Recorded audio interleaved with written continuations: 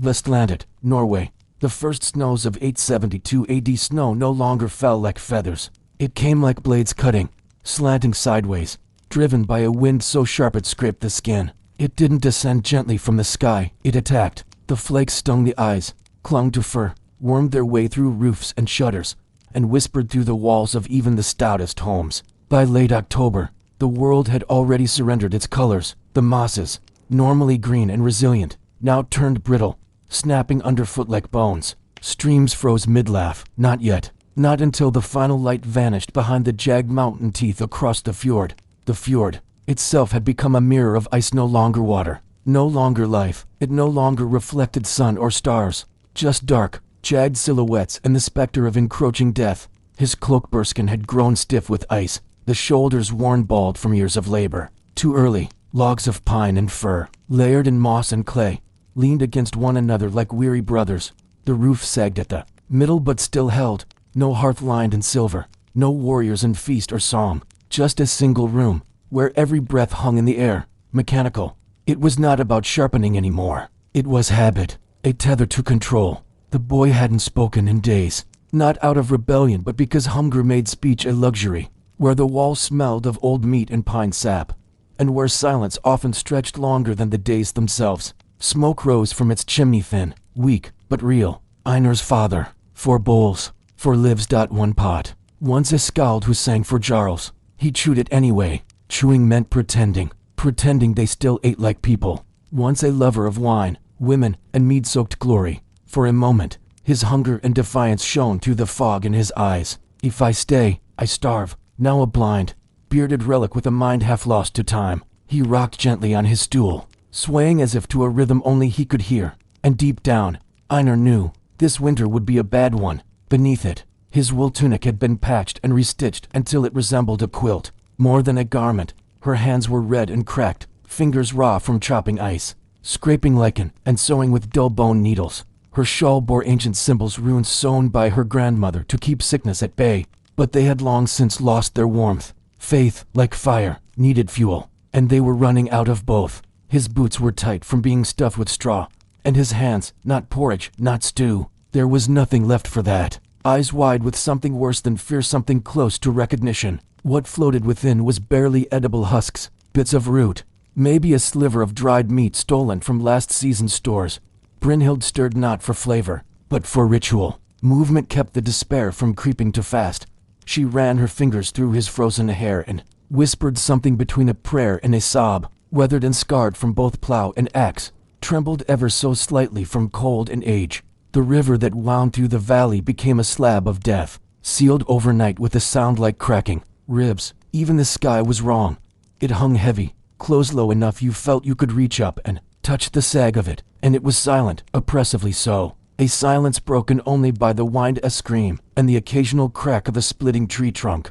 Einar Thorson stood at the threshold of his longhouse, staring at that sky. His posture was carved from fatigue. Childish, a warning, a prophecy, or just nonsense. His breath came in slow clouds that drifted into the air and vanished like prayers the gods no longer heard. Too far from trade, too exposed to weather. But it had one advantage: it was hidden. Raiders passed it by, kings ignored it. Even wolves preferred to circle lower passes. He didn't move. The first snow had come early this year. The longhouse of Ovenrig, the wolf spine Ovenrig, the wolf spine. A ridge, high and narrow, ran like a broken tooth across the mountain. It was a place few dared to build. Einar had chosen it for that very reason. The longhouse he built there, years ago, sat like a barnacle gripping a rock, stoic, stubborn, weathered. Inside was no grand hall. Brynhild, Einar's wife, stirred the contents of the iron pot hanging above the fire. The pot hissed with barley water. Near the wall, Svein, their 15-year-old son, sat grinding a dull knife against a whetstone. The motion was slow. In the darkest corner, where firelight barely reached, Ragnar mumbled. Old Ragnar. When wolves walk where men should tread, the white winds come to claim the dead. The rhyme came soft. No one corrected him. No one told him to stop, because part of them feared it might be true. Hunger like smoke. Eat, Brynhild whispered, ladling the thin broth into wooden bowls. Her voice cracked like a breaking twig. They each took a portion. Einar, Brynhild, Svein, Ragnar. Einar lifted his spoon. The liquid trembled, steam curling in ghostly tendrils. It tasted of water and ash. Bark floated near the rim. Across the fire, Svein drank without looking. The bowl shook in his grip. His lips were blue, his eyes dull. "I'll go out tomorrow," he said finally, "to the ridge trail." Einar stiffened. "No, there might be game. Rabbit, fox, anything. You'll freeze before you see one." Svein looked up. He stood without waiting for permission, threw on a threadbare cloak, tied it at the throat, took the blunt spear from the corner, and stepped out into the storm. The watchers in the snow. He returned near dusk, but not triumphant. He came back staggering, snow in his hair, blood stained his sleeve. Not much. Enough. "They followed me," he rasped, vomiting bile into the doorway. Brynhild rushed forward, wrapping him in every fur they had, her cloak, the bed lining, even Einar's pelt. Later, when Svein had stopped shivering, he spoke again. "Wolves." Einar's gut clenched. Wolves were always a threat, but not like this. These were not the cunning predators of the wild, waiting for strays or weaklings. These wolves were starved, desperate, hunting in blizzards, tracking boys with no meat on their bones, stalking firelight and breath, phantoms drawn to heat. They were becoming something else entirely. The days without sun, the logs gave out. Even hope grew brittle. Snow climbed the walls of the longhouse. The world outside vanished beneath a white grave. Days passed without light. The fire grew weak. Svein's wound swelled. The bite had turned angry, red and oozing. Not prayers. Names. Fever came. Einar tried to lance it with a hot iron nail. The boy didn't scream. First of 3. Then the sun dies. Then the gods fall. "Shut your mouth, old man, or I'll feed you to the wolves myself." Just stared at the ceiling, jaw clenched, eyes glassy. At night, Brynhild began to speak to the fire. "Ingrid," she whispered once. "Forgive me." Her sister had died last winter, but now she spoke to her as if she were in the room. "They wouldn't take me." Ragnar whispered louder. "Fimbulvinter," he said. "The great winter." Einar, already ragged with exhaustion, snapped. "Under stones." Svein limped beside him, bandage stained red. "Under curses. A sacred place." But Ragnar only smiled. A blind, knowing smile. The sacred grove. When the firewood ran out, they faced a choice. Split its skull. Another bit into Svein's already wounded arm. Blood steamed on snow. The third slunk into shadow freeze. The trail was red behind them. Or break a sacred law. "We go to the grove," Einar said. Brynhild said nothing. Her silence was worse than refusal. The burial grove lay east beyond the ridge. 3 generations of Thorsons buried there. You didn't cut wood from the grove, tore ancient logs from cairns, snapped branches once left as offerings, broke roots that wound around bones. Not unless you were ready to trade warmth for ghosts. They trudged through waist-high snow, breath tight in lungs, skin frozen to eyebrows. Einar dragged the sled. They dug. Then came the growl. 3 wolves, ribs showing, eyes glowing. One lunged. Einar met it with his axe. They fled, dragging the sled. Back at the longhouse, they burned the grave wood. No one slept that night. When the dead speak, the fire burned hotter that night, naturally so.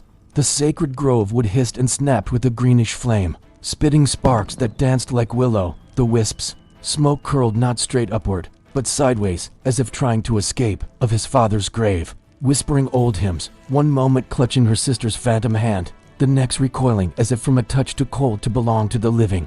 Of bones rising from the snow, dressed in warrior's mail, pointing accusatory fingers at him. And the dreams came. Einar dreamed of the grove. He spoke in tongues, names they didn't recognize. Brynhild wept in her sleep. Svein moaned, sweat pouring from him despite the chill. But stranger still, no blood. No kill. Just endless circling, spiraling like a ritual. Ragnar sat by the hearth, smiling. "They're close now," he muttered. "The line is thin, the veil's worn through." By morning, Svein's wound had blackened. His breath rattled like a shaken rattle, and the wolves had returned. Their prints circled the house. The family dared not open the door. They had food for maybe 2 more days, and firewood for 1. When the mind breaks before the body's starvation does not come all at once. She whispered his name like a lullaby, but her eyes were calculating. Even the lid of the chest that held Einar's father's sword. It creeps, first. It steals energy, then clarity, then humanity. Snow fell straight this time, quiet, thick, no more blades, no more stinging. Einar watched Brynhild run her hand over Svein's cheek, loving, gentle, and then pause at his neck. Her thumb lingered too long on his pulse. That night, Einar hid his knife beneath the bed furs. "He's warm now," he said softly. "Warmer than us, not truly." Words became too heavy to lift. In The morning, he caught Ragnar licking the inside of the pot, not just scraping it, licking it raw, tongue darting like a hound's, eyes feverish. They no longer spoke, and when the fire burned low, they began breaking the furniture, the stool Ragnar sat on, the wooden dowels from the loom. They fed the fire with their pests, and it was not enough. The last night the snow on the roof slid down in a heavy thump. The wind returned, and behind it, whispers. Svein died just before dawn. No breath, no twitch, just stillness. Brynhild did not cry. She covered him with a deer hide, sat beside the body. Einar stood at the threshold again. The wind had stilled, just surrender. Ragnar stirred. No one replied. Then the knock came, a soft tap, not claws, not Howl's knuckles. 3 knocks, then a pause, then 3 more. The door shuddered. Einar's body lay outside, curled against the door, axe in hand, as if guarding something even in death. Einar stepped forward, hard hammering. He gripped the knife. Brynhild didn't move. Who comes? Einar asked the door. No answer, just breath. Then, from behind the door, in Svein's voice, Father, I'm cold. Let me in. The knife dropped. Brynhild screamed. But Einar did not open the door. Not that night. Not ever. Spring, when the thaw came. They were found by a passing trader. Only Brynhild was still alive barely. She sat by the fire, muttering to a pot filled with bones. Ragnar was frozen upright against the wall, eyes open. The door had been scratched from the outside, and from the inside. Svein's body was never found. Only his cloak folded dry, resting on the roof. Historical epilogue. The real winter of the Viking Age. The Viking Age, from the late 8th to early 11th centuries, was not only an era of exploration and violence but of climate adversity. Little ice age fluctuations began as early as the 9th century in some regions, bringing early frosts, prolonged snow cover, and shortened growing seasons. The medieval warm period, often referenced in popular narratives, was neither consistent nor global. In Scandinavia, winters could be devastating. Crop failures were common. Isolation was lethal. A remote homestead, cut off by blizzard or avalanche, could perish entirely before spring arrived. Even communal villages had limited surplus. Norse settlers in Iceland and Greenland faced similar deaths from starvation and exposure, many vanishing without explanation. As for wolves, real accounts speak of wolf attacks on livestock, children, even adults, especially in desperate seasons. And Norse mythology fueled these fears. The monstrous wolves Skall and Hati were said to chase the sun and moon, and when they caught them, Ragnarok would begin. His eyes followed no thought, no object, only the flicker of memory. In one hand he held a half-carved piece of driftwood, in the other, nothing at all. His bandaged arm rested across his lap like an afterthought, not in warmth nor in light, but in hesitant beams that slanted through thinning clouds as though unsure they were welcome. It crept across the valley like a cautious wanderer, or bowls for storing, or toys to cheer a child. He carved to keep his hands from shaking, to keep his mind from following the wind into madness. His latest work, a wooden talisman, bore the face of something halfway between man and wolf, touching snow that refused to melt and timber that cracked from months of cold. Yet the longhouse still echoed with his sagas, each word a ghost stitched into Svein's waking mind. The rhythm was in his marrow. He had been too young when Ragnar lived among them, yet somehow, the old man's voice had burrowed deep into him. The line between myth and reality, in winter, was always thin. The hearth, once the heart of the home, had become a whisper of its former strength, like a pulse barely keeping time. Segment 2, Ragnar Lothbrok, legend or propaganda? Her needle moved through cloth, repairing what had been repaired before. She worked on a mitten for Svein, made not from new wool but from scraps unraveled from a cloak too thin to wear. He believed pigs could sing if you fed them mushrooms. Doesn't make it true. Every stitch felt like a warding charm against despair, because truth, as it often did in the north, walked with 2 legs, one of fire, one of shadow. A deep dive into saga verses. Truth, her gaze met her husband's, uncertain. Einar let the carving knife rest in his lap. The name had weight, not just in the sagas, but in the way men paused when they said it, etched on rune stones, murmured in battle prayers, whispered in firelight to make children brave or fools bold. He rubbed a thumb across the grain of the wood before speaking. Warriors told tales of Ragnar with mead in their bellies and blood on their boots, that he had worn a tunic woven of enchanted wolfskin, that he had bedded shield maidens and queens, that he slew a dragon in the forests of the east, that he led fleets larger than cities. Vestlanded, late winter, 872 AD, seen men drown in mud before they could lift their shields. He had fought with his back to burning monasteries, heard monks scream the name of a dragon they never saw. He had carried his dead commander's sword across 2 kingdoms without once feeling glory touch the blade. The sun returned, but only in fragments. Inside the longhouse, life had not yet thawed. The fire still coughed weakly under the iron pot. The air smelled of smoke and salted hide. Brynhild sat cross-legged near the embers, her back hunched like a crow in snowfall. You don't die nobly in a snake pit. You die in the dark, clutching your guts, praying your enemy is quicker than infection. And kings don't fall in single combat. They fall to betrayal, to hunger, to ambition. Svein, his fever dimmed but not extinguished, stared into the fire. And in the corner, hunched near the carved pillar that supported the house's middle beam, Einar carved, or a myth. But when the snow howls and the wolves scratch at the door, what else do we have? We need more than meat and fire. We need someone to believe in. His blade whispered against the wood like an old man telling secrets. He no longer carved from purpose. These were not spoons for eating. That morning, though, it was not the silence that filled the house. It was a voice. Once as a man, a farmer, maybe, turned warrior. Maybe he did raid the western shores. I've seen the broken churches myself, but not alone. They hauled buckets of meltwater to soften the frozen goat pen. They dug out the storehouse. So were the chickens. 1 goat remained, its hip malformed, but still breathing. He carved faces. The same one, over and over, bearded, sharp-eyed, draped in fur and crowned with snake-shaped rings. No man sails to Paris with 3 sons and a magic shirt. His form awkward, but his eyes were clear. He didn't charm dragons or escape a pit of snakes singing songs. A skald's voice from the grave. Ragnar the skald had been gone for weeks, his body laid under pine boughs, his eyes closed to the sky. Svein now recited it with a brittle cadence, lips cracked, breath shallow. It was Ragnar Lothbrok who sailed west in a single nair, slaying kings, climbing towers, wearing serpent skin and iron will. He took up the dull axe and began swinging. His voice cracked, but he did not stop. He fathered warriors, Bjorn Ironside, Ivar the Boneless, Sigurd Snake in the Eye. He laughed in the face of death. He met it not in fear but in song.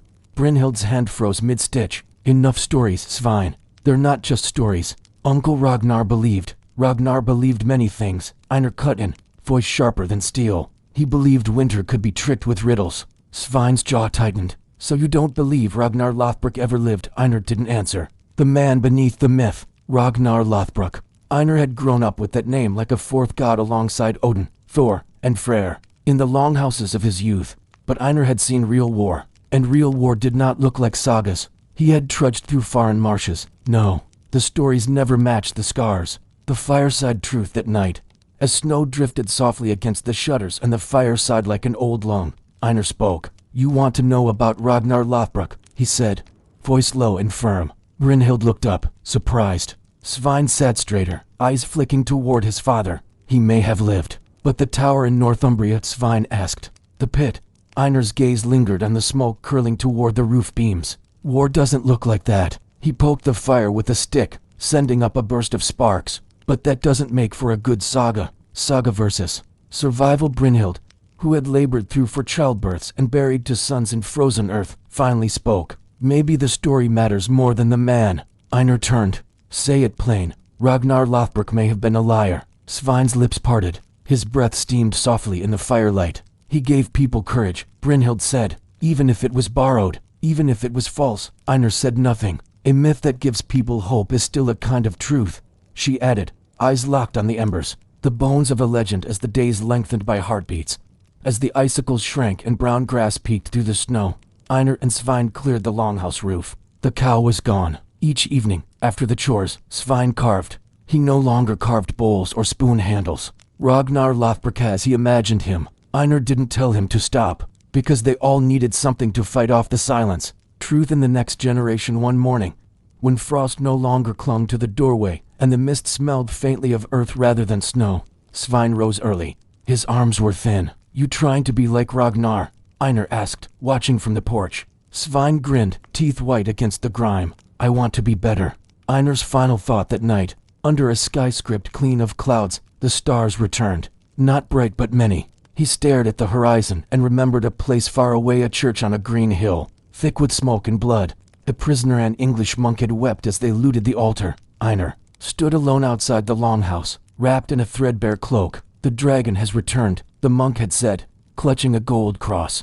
Einar had laughed then, young and drunk on glory. But now, with a winter's weight in his bones and firelight flickering behind him, he whispered into the cold. Maybe the dragon did return. Maybe he walked on two legs. Maybe Ragnar Lothbrok was never a man, but a fire we needed when the world went cold. Segment 3. The Osberg ship and Viking burial mysteries, grave goods, boats, and lost beliefs. This dream belonged to Brynhild, and it woke her like a lightning strike, her hands clawing at the fur blanket, her breath sharp as if she had been drowning in her sleep. A dream of oak and flame. In that pit lay a ship, half submerged in soil, its dragon-proud bow curling skyward as if it still longed to sail. The hull was carved with runes that glowed faintly like coals, not bright but smoldering with intent. The wind howled, though no leaves stirred. It began, as many truths do in the north, with a dream. She wore a circlet of ashwood branches round her brow, and her skin was neither warm nor cold.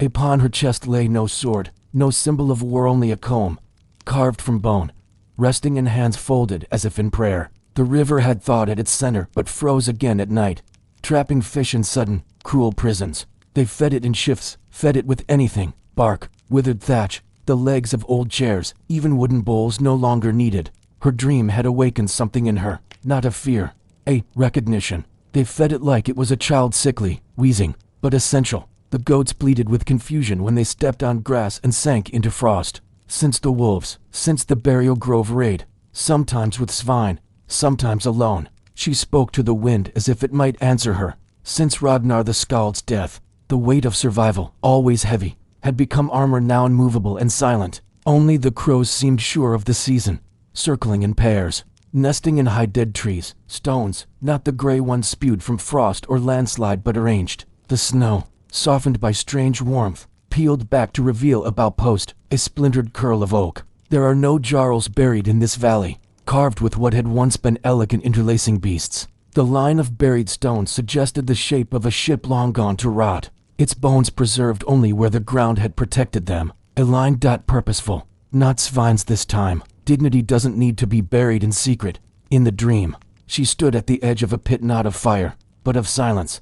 Inside the ship was a woman, not skeletal, not desiccated, but preserved. Her hair was braided with strands of silver wire. She sat beneath the stars, beside the partially unearthed prow, and whispered to the dark. And when the wind in the dream began to speak, it did not use words, it used memories. A cold that refused to leave. It was meant to be spring. It suited the ash-ringed dreams that still haunted Brynhild's sleep. But spring had forgotten them. It was cracked, carved from animal bone, with faint inlays of gold and ash. It had a strange texture, like it had been burned, but not blackened. On its back, a rune had been scratched, not like scavengers, but like mourners. Snow still clung to the shaded parts of the valley, within the longhouse.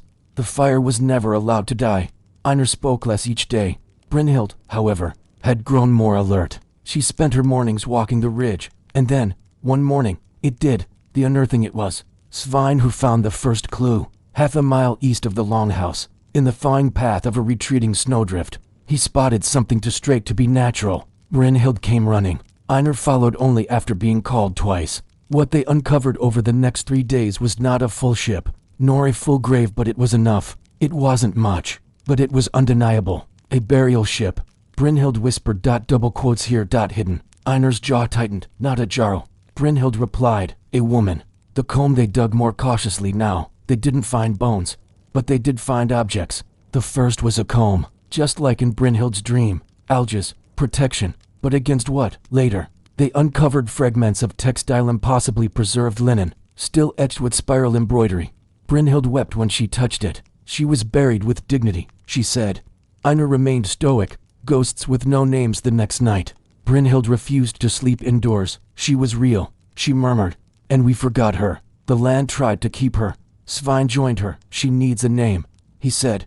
Brynhild looked at him. Do you have one? The Ash Bride, he said. The name came from nowhere and everywhere at once. It suited the cold. It suited the comb. So she became that, the Ash Bride. Not a myth, not yet. But not just bones either. A ship reborn. It was Svein who said it first. We should rebuild it. The idea was mad. They had no timber to spare, no tools sharp enough for shipcraft. But still, the idea infected them all, like the hunger that had stalked them in winter. This was a new kind of compulsion, a hunger to remember. They stripped planks from the goat shed, tore beams from the old sauna, used sled runners for ribs, and shaped the keel from the broken cart axle. The last clove of winter garlic. Every night, Brynhild laid new offerings beneath the ash tree beside the grave, a hair braid, a twist of wool. Every day, they shaped what they could into a form that might be called a ship not seaworthy, not even solid but symbolic, a cradle for memory, a weapon against forgetting. Between the living and the dead on the 9th day of construction, the valley changed. The mist thickened, the birds stopped singing, the goats refused to approach the grave, and that night, the fire went out. Not from neglect, not from wind, it just went out. Brynhild relit it, then noticed the comb now laid on a shelf was gone. Svein found it at dawn, in his bedroll. No one had touched it. Einar demanded they bury it. Brynhild refused. She's asking for something. She's haunting us. She's trying to wake up. Old runes. New warnings on the 11th day. Svein carved a copy of the ship's prow. Just as he finished the final spiral, a crack split the figurehead clean down the center. Inside the crack, carved deeper than it should have been possible, was another rune, Tawaz, the god of justice and vengeance. That night, a goat was killed, neck snapped, no blood, no tracks. Again, no signs of a predator. Just a third rune, carved onto the barn door. Dagaz, the day, prayers, curses, reinforcing the keel with iron nails pulled from the old cart. The breakthrough, the end of one cycle and the beginning of another. Brynhild gathered the runes and laid them in a triangle around the half-built ship. She's speaking. She whispered. She's almost awake. Memory as resurrection. Einar stopped protesting. He began carving, silently, steadily adding more ribs to the ship. He said nothing to Brynhild, nothing to Svein. But each night, before sleeping, he stood before the half-ship and muttered under his breath. No one knew. The fire that wasn't fire on the 12th night. Brynhild dreamed again. The ash bride stood upon her ship, not dead now, but glowing faintly like coals beneath snow. Her face was no longer hidden. It was not Brynhild's, though it resembled her. It was not young, not old. It was knowing. Around the ship burned flame, but not the fire of destruction. The fire of intention. The fire of stories told, riddled, and remembered. I am not your past, she said in the dream. I am your silence. When Brynhild awoke, she knew what to do. The ceremony. They did not burn the ship. Einar placed his old armband, the one from his first raid, upon the comb. They filled it with every name they had forgotten. Svein wrote on birch bark. Brynhild carved tokens. Then they lit 3 torches and placed them in a triangle around the structure. Not a funeral pyre, a memorial fire, not for death, for remembrance. And as the smoke rose, not thick, not black, but pale and curling, they watched the mist recede from the valley, watched the wind shift, watched spring finally arrive. The silence that followed for days. Afterward, no dreams came. The fire stayed lit, the goats calmed, the frost melted. Svein kept carving. Brynhild kept writing. Einar kept building. Nothing large, nothing sacred, just tools. Just things that had been put off. And the ash bride's ship remained. A skeleton. A shrine. A warning. They did not speak of the comb again. They did not touch it. But it sat there still, in the center of the ship, untouched by rain or rot. Watching. Final thoughts. Some graves are meant to be remembered. You might still find the bones of her ship beneath the moss. You might still find the runes carved into stone. Some are meant to be found, and some, like the ash brides, are both a history and a prophecy. When you walk the valleys of Vestland at now, and if you dream of a woman in a ship of ash, don't be afraid. She's not here to take. She's here to remind you that the dead speak only when forgotten, and you have not forgotten, not yet. Segment 4. Inside a Viking Jarl's hall, mead, blood feuds, and status games. The Hall of the Raven. You could smell the hall before you saw it. Pine tar, boar fat, damp wool, and smoke that clung to the back of your throat. Even in the windless twilight of spring, the scent drifted through the birch grove like a warning. Jarl Ivar Sigurdsson's longhouse was no simple shelter. It was a palace of the wild north, built from ancient pine felled in sacred groves and bound by beams thicker than a man's chest. The gable ends were carved with wolves and dragons, their mouths open in silent challenge. 2 raven banners flanked the entrance, a half-eaten round of goat cheese, and the oath ring his grandfather had worn at Lindisfarne, their silk black as spilled blood and snapping in the northern wind. To enter a Viking Jarl's hall was to step inside a game played with fire, pride, and careful cruelty. A head smoke, song, and danger. And the weak, they weren't ignored. They were used. The man who arrived with nothing. Eric Thorson arrived with no coin, no ship, no blood tie strong enough to demand more than a glance. He wore a patched tunic, his father's broken sea, and his single leather bag that held a scrimshaw comb. He came not to beg, but to belong. Behind him lay a broken fishing hamlet. At the door of the longhouse, the gatekeeper lifted a spear. Name? Eric Thorson. Spitting fire and smoke through a long opening in the roof. War turned on spits. Eels bubbled in ash-cracked pots. Skalds strummed lyres and sang of Icelandic storms and women with ice for hearts. Clan? None that matters. She did not smile. She wore blue wool embroidered with serpent sand in her lap. She held a spindle she never used, tearing at ribs and tossing bones to snarling dogs. The guard sneered, then motioned him inside, close to the skalds, traitors, and low-born berserks. They were hungry. Only eyes. Only memory. Closer to the dogs meant you were either unproven or soon to be punished. It was a theater. Seating was script. His fur-lined cloak pooled behind him like a bear's corpse, and his left hand rested always on his war axe, even as he laughed. The wolves of the north eat slowly, but they always taste first. Fire, flesh, and feasting inside. The world burned orange. Rows of hearths stretched down the center of the hall. Warriors leaned on their elbows, greasy-faced and red-cheeked, and above them all, on a raised stone dais, sat jar liver. For every jest, someone's pride was nicked, and in a hall of pride, a nick could fester into a feud. His beard was silver, but his eyes were not old. At his side stood his two sons, Vidar, the elder, silent as frost, scarred from chin to chest, of a man who dug into the roots of Yggdrasil to escape winter and emerged with eyes burned black. Hakon, the younger, all flashing teeth and quick insults, eyes too sharp for his years, and between them sat Brynja, their sister. She did not drink, but she watched the politics of seating. Eric was seated near the rear of the hall, 2 benches from the piss corner. Every bench was a sentence. To sit near the hearth was to bask in favor. The hall was no democracy. A warrior might gain a place of honor with a tale well told or lose it by laughing at the wrong jest. There were no written laws inside, and memory, in a hall like this, was sharper than a blade. Mead, boasts, and blood feuds. After the 6th horn of mead, the real games began. A warrior from Fjordain bragged he had slain 3 men, with a spear of yew carved from a lightning-blasted tree. Another claimed to have drunk an Irish monk under the table and then stolen his sandals. Laughter rang, but not evenly. Then Hakon stood. "Let the new blood speak," he said, pointing at Eric. The music stuttered. The mead was still. "A tale or a shame," Hakon said. "That is your price for warmth." The test of tongue. Eric stood. He was cold sober. The shadows clawed at his voice. But he had been raised on tales, and fear was a familiar god. So he told one, of a drowned ghost on the Isle of Vestmanager, who whispered to sheep and wept in storms. The hall listened. That's where they buried the real Jarl. Even the skalds leaned forward. When he finished, silence hung. Before the songs, the first Jarl, still down there, still listening. Then, a single clap from Brynja, followed by her words, a voice sharper than your sea. "Eric Thorson." Hakon smiled, but it did not reach his eyes.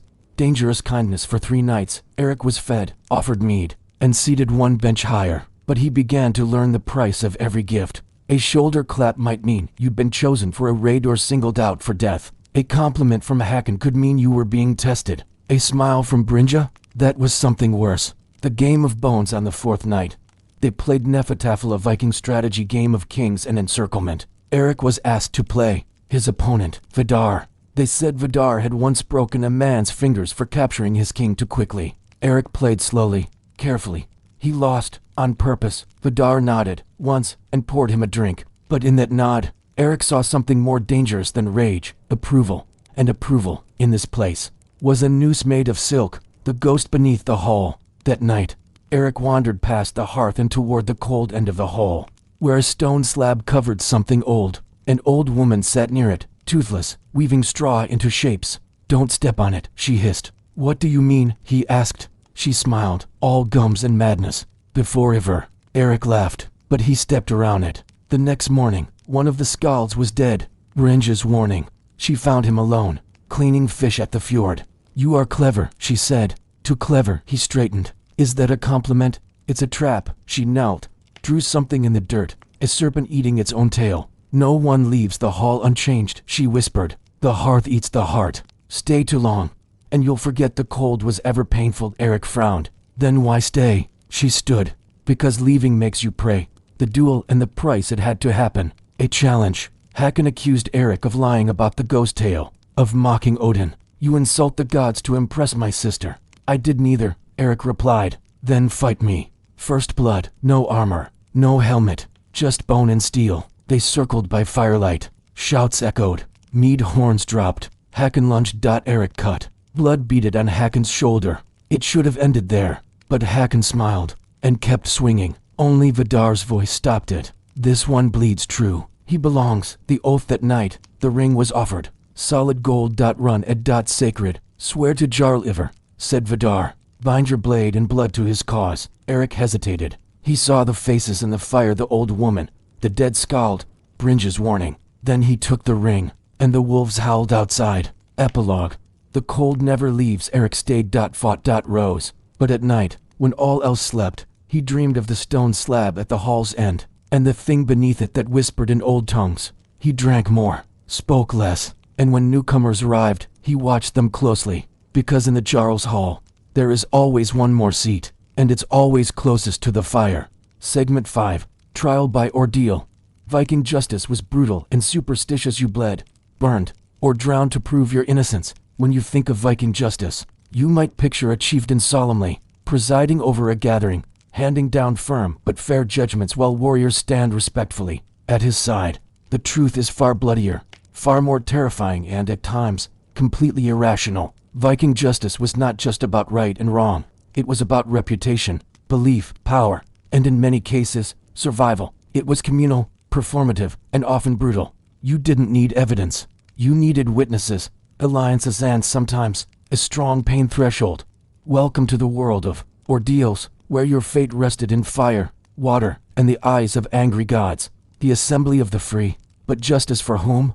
The Vikings governed themselves through gatherings known as Hings Things, or regional assemblies, where free men could come to discuss law, settle disputes, and elect leaders. The idea sounds democratic at first glance. Every free man had the right to speak. But note, this excluded women, slaves, and many tenant farmers. Justice was for those who had land, status, and kin to back them. Each thing had its own law speaker, a person tasked with memorizing and reciting the law. Since writing was rare and literacy rarer still, but even with codified customs, judgment was rarely objective. The community often decided guilt through oaths, honor, and reputation. In this world, if you were accused of a crime, logic wasn't your best defense, loyalty was. And if that failed, then came the ordeal system. Trial by pain and faith. The most fearsome form of Viking justice wasn't the sword, it was supernatural testing. These were ordeals, rituals designed to let the gods judge the guilty. If you were innocent, Odin would protect you. If guilty, your wounds would fester, or your breath would drown. Here are the 3 most common Viking ordeals. Sometimes it was a rod. Then, for 3 days, the community would wait. Other times, it was a heavy iron lump the size of a rock. Infection in the Viking Age wasn't a matter of guilt, but hygiene, weather, or sheer luck. But to the Viking mind, Odin had made his decision. The ordeal by water involved being tied up and thrown into a lake, pond, or fjord. If the wound had begun to heal cleanly, you were innocent. If it was infected or festering, you were guilty and your punishment would follow. The exact weight could vary, depending on the severity of your alleged crime. 1. Ordeal by hot iron. This was a favorite method in Norway and parts of Iceland, and often, it was. Those who floated were usually executed on the spot or punished according to local law, often with mutilation, exile, or slavery. You'd be brought to the assembly and asked to walk several paces, usually 3 or 9, carrying a piece of red-hot iron in your bare hand. After walking the prescribed steps, your hand would be wrapped in bandages and sealed. On the 3rd day, the bandages were removed and your wound examined by designated truthmen.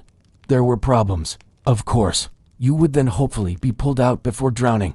The water had rejected you. 2. Ordeal by water. Sink or swim. Less common, but still practiced. If you sank, you were deemed innocent, because the water, a sacred element, had accepted you. If you floated, you were guilty. It sounds like a no-win situation. This ordeal was sometimes used in cases involving witchcraft or accusations of blasphemy, where belief in supernatural contamination ran high.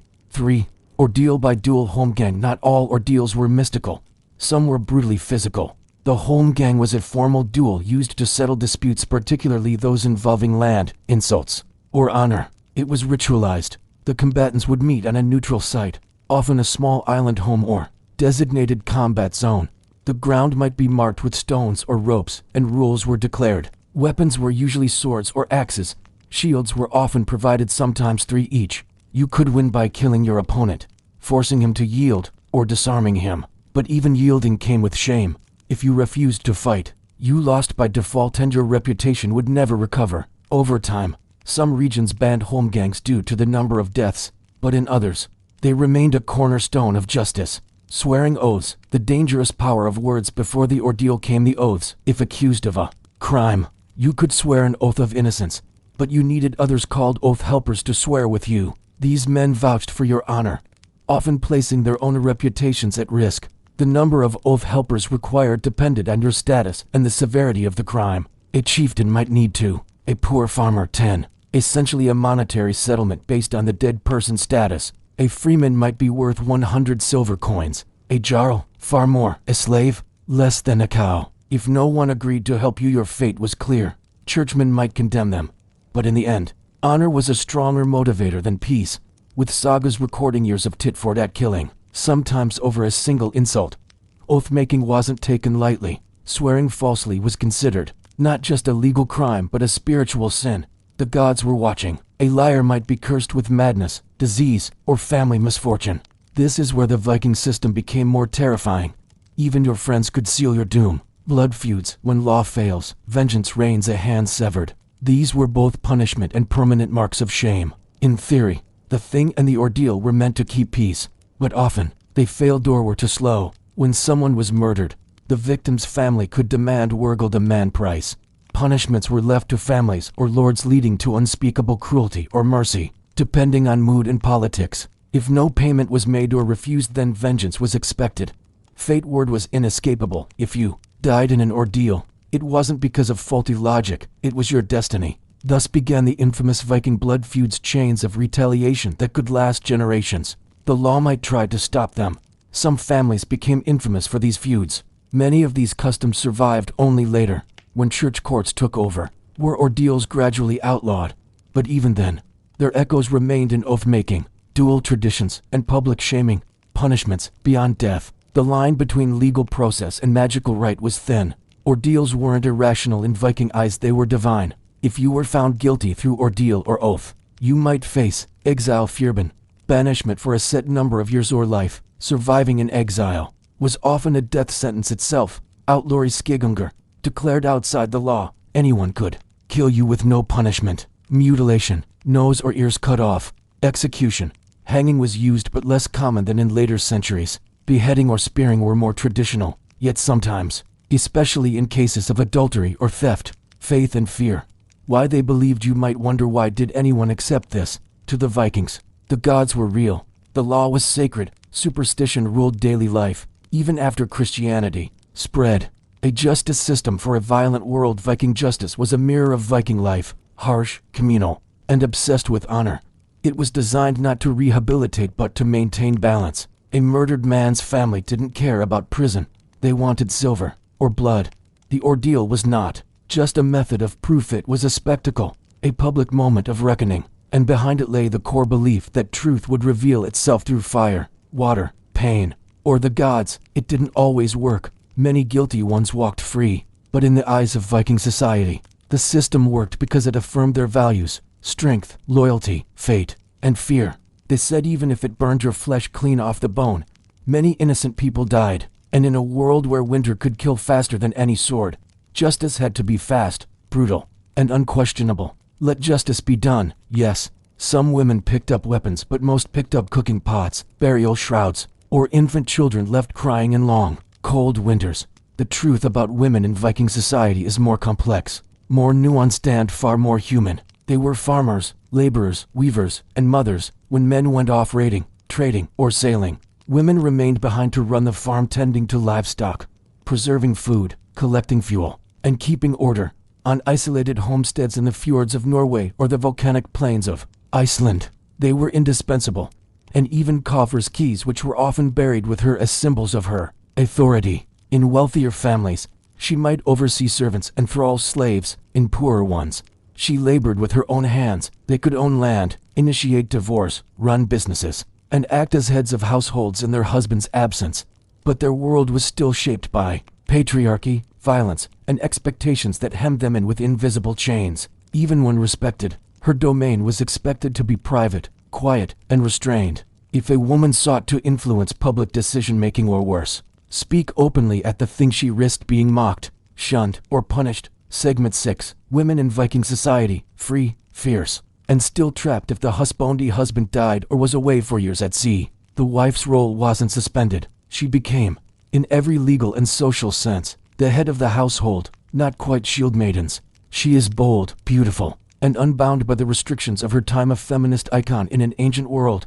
Not of myth, but of lived experience. Not of shield maidens, but of strength forged in fire and silence. When we picture Viking women, a particular image often surfaces: a fierce shield maiden, armor-clad, sword in hand, leading warriors into battle. But that image, though compelling, is a romantic distortion.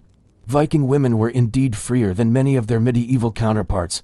They lived in a society where gender roles were deeply embedded, and breaking them came at a cost. This is their story. Freedom in the farmstead. The power of the matron. Most Viking women were not warriors. In many ways, they were managers of the household economy. A married woman was called a husfreyja, literally, lady of the house. She held the keys to storage buildings, pantries. This authority was real, not ceremonial, and yet, this power came with confinement. The woman's sphere was the domestic. Widows had the most freedom, no longer bound to a husband or father. They could act independently in economic matters. Some became powerful landowners. A woman's worth in law was often defined in relation to a man as someone as daughter, sister, or wife, and certain crimes, such as sexual assault or elopement, were judged more by how they affected the woman's family honor than her personal trauma, with their names recorded on rune stones or legal charters.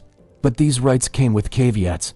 One chilling example: if a woman was raped, the perpetrator might owe world not to the victim, but to her father or husband. The shield maiden myth. Truth or saga fiction? Much ink has been spilled over the question: did Viking women really fight? The answer, frustratingly, is yes and no. The sagas are filled with tales of shield maidens: Lagertha, Brynhild, Hervor. The most famous case, a warrior grave in Birka, Sweden, long assumed male, was found to contain a female skeleton, alongside weapons, horses, and gaming pieces symbolizing military command. They ride into battle, wield swords, and defy kings. But she was also marginal, part priestess, part outcast. But did she fight? Their powers came from Odin and Freya, but also from dangerous, liminal spaces. They wielded power outside male control. But if their knowledge became too threatening to independent, they risked being labeled as witches or troll wives, especially after Christianization. Arms, especially in moments of desperation or rebellion, they were the exception, not the rule. Viking society did not encourage female warriors. With poor medical knowledge and no sanitation, childbirth could kill even strong women. Many graves of young women contain infants beside them, testaments to death and labor. Those who broke that mold were often seen as uncanny, dangerous, or destined to die tragically. By the time they could walk and carry, they helped in a home.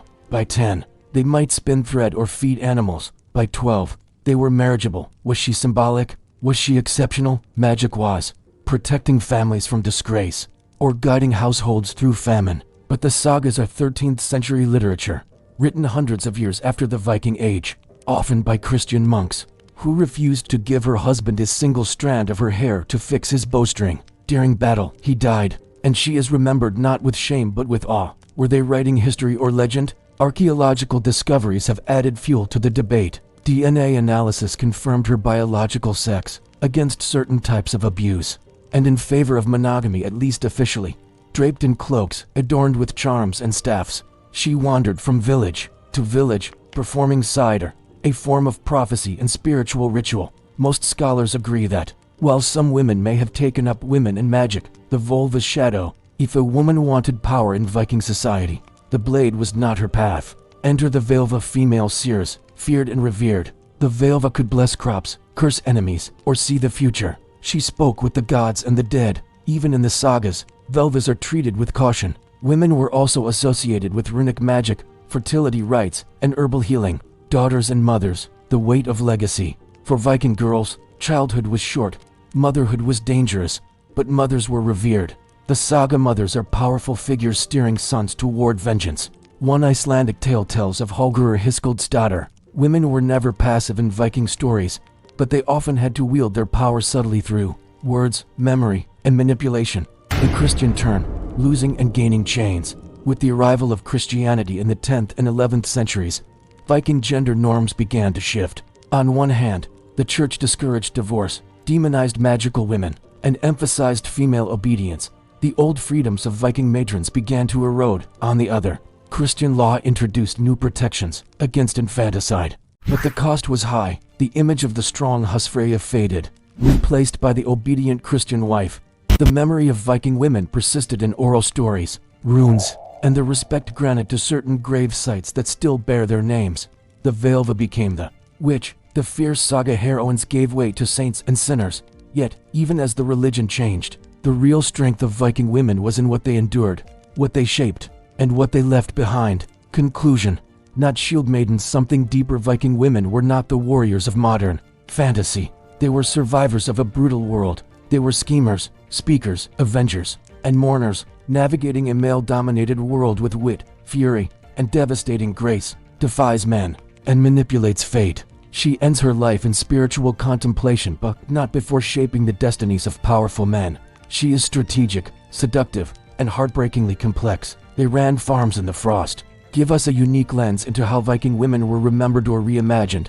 They navigated honor, shame, danger. Some graves rival those of high-ranking men, complete with wagons, jewelry, textiles, animals, and religious artifacts, and desire with a quiet steel that often went unrecorded. Possibly a priestess or noble matron, the other younger, perhaps a companion or servant. They wielded words, the most dangerous weapon in a society built on honor and shame, operating within a rigid system and still finding ways to carve power from it.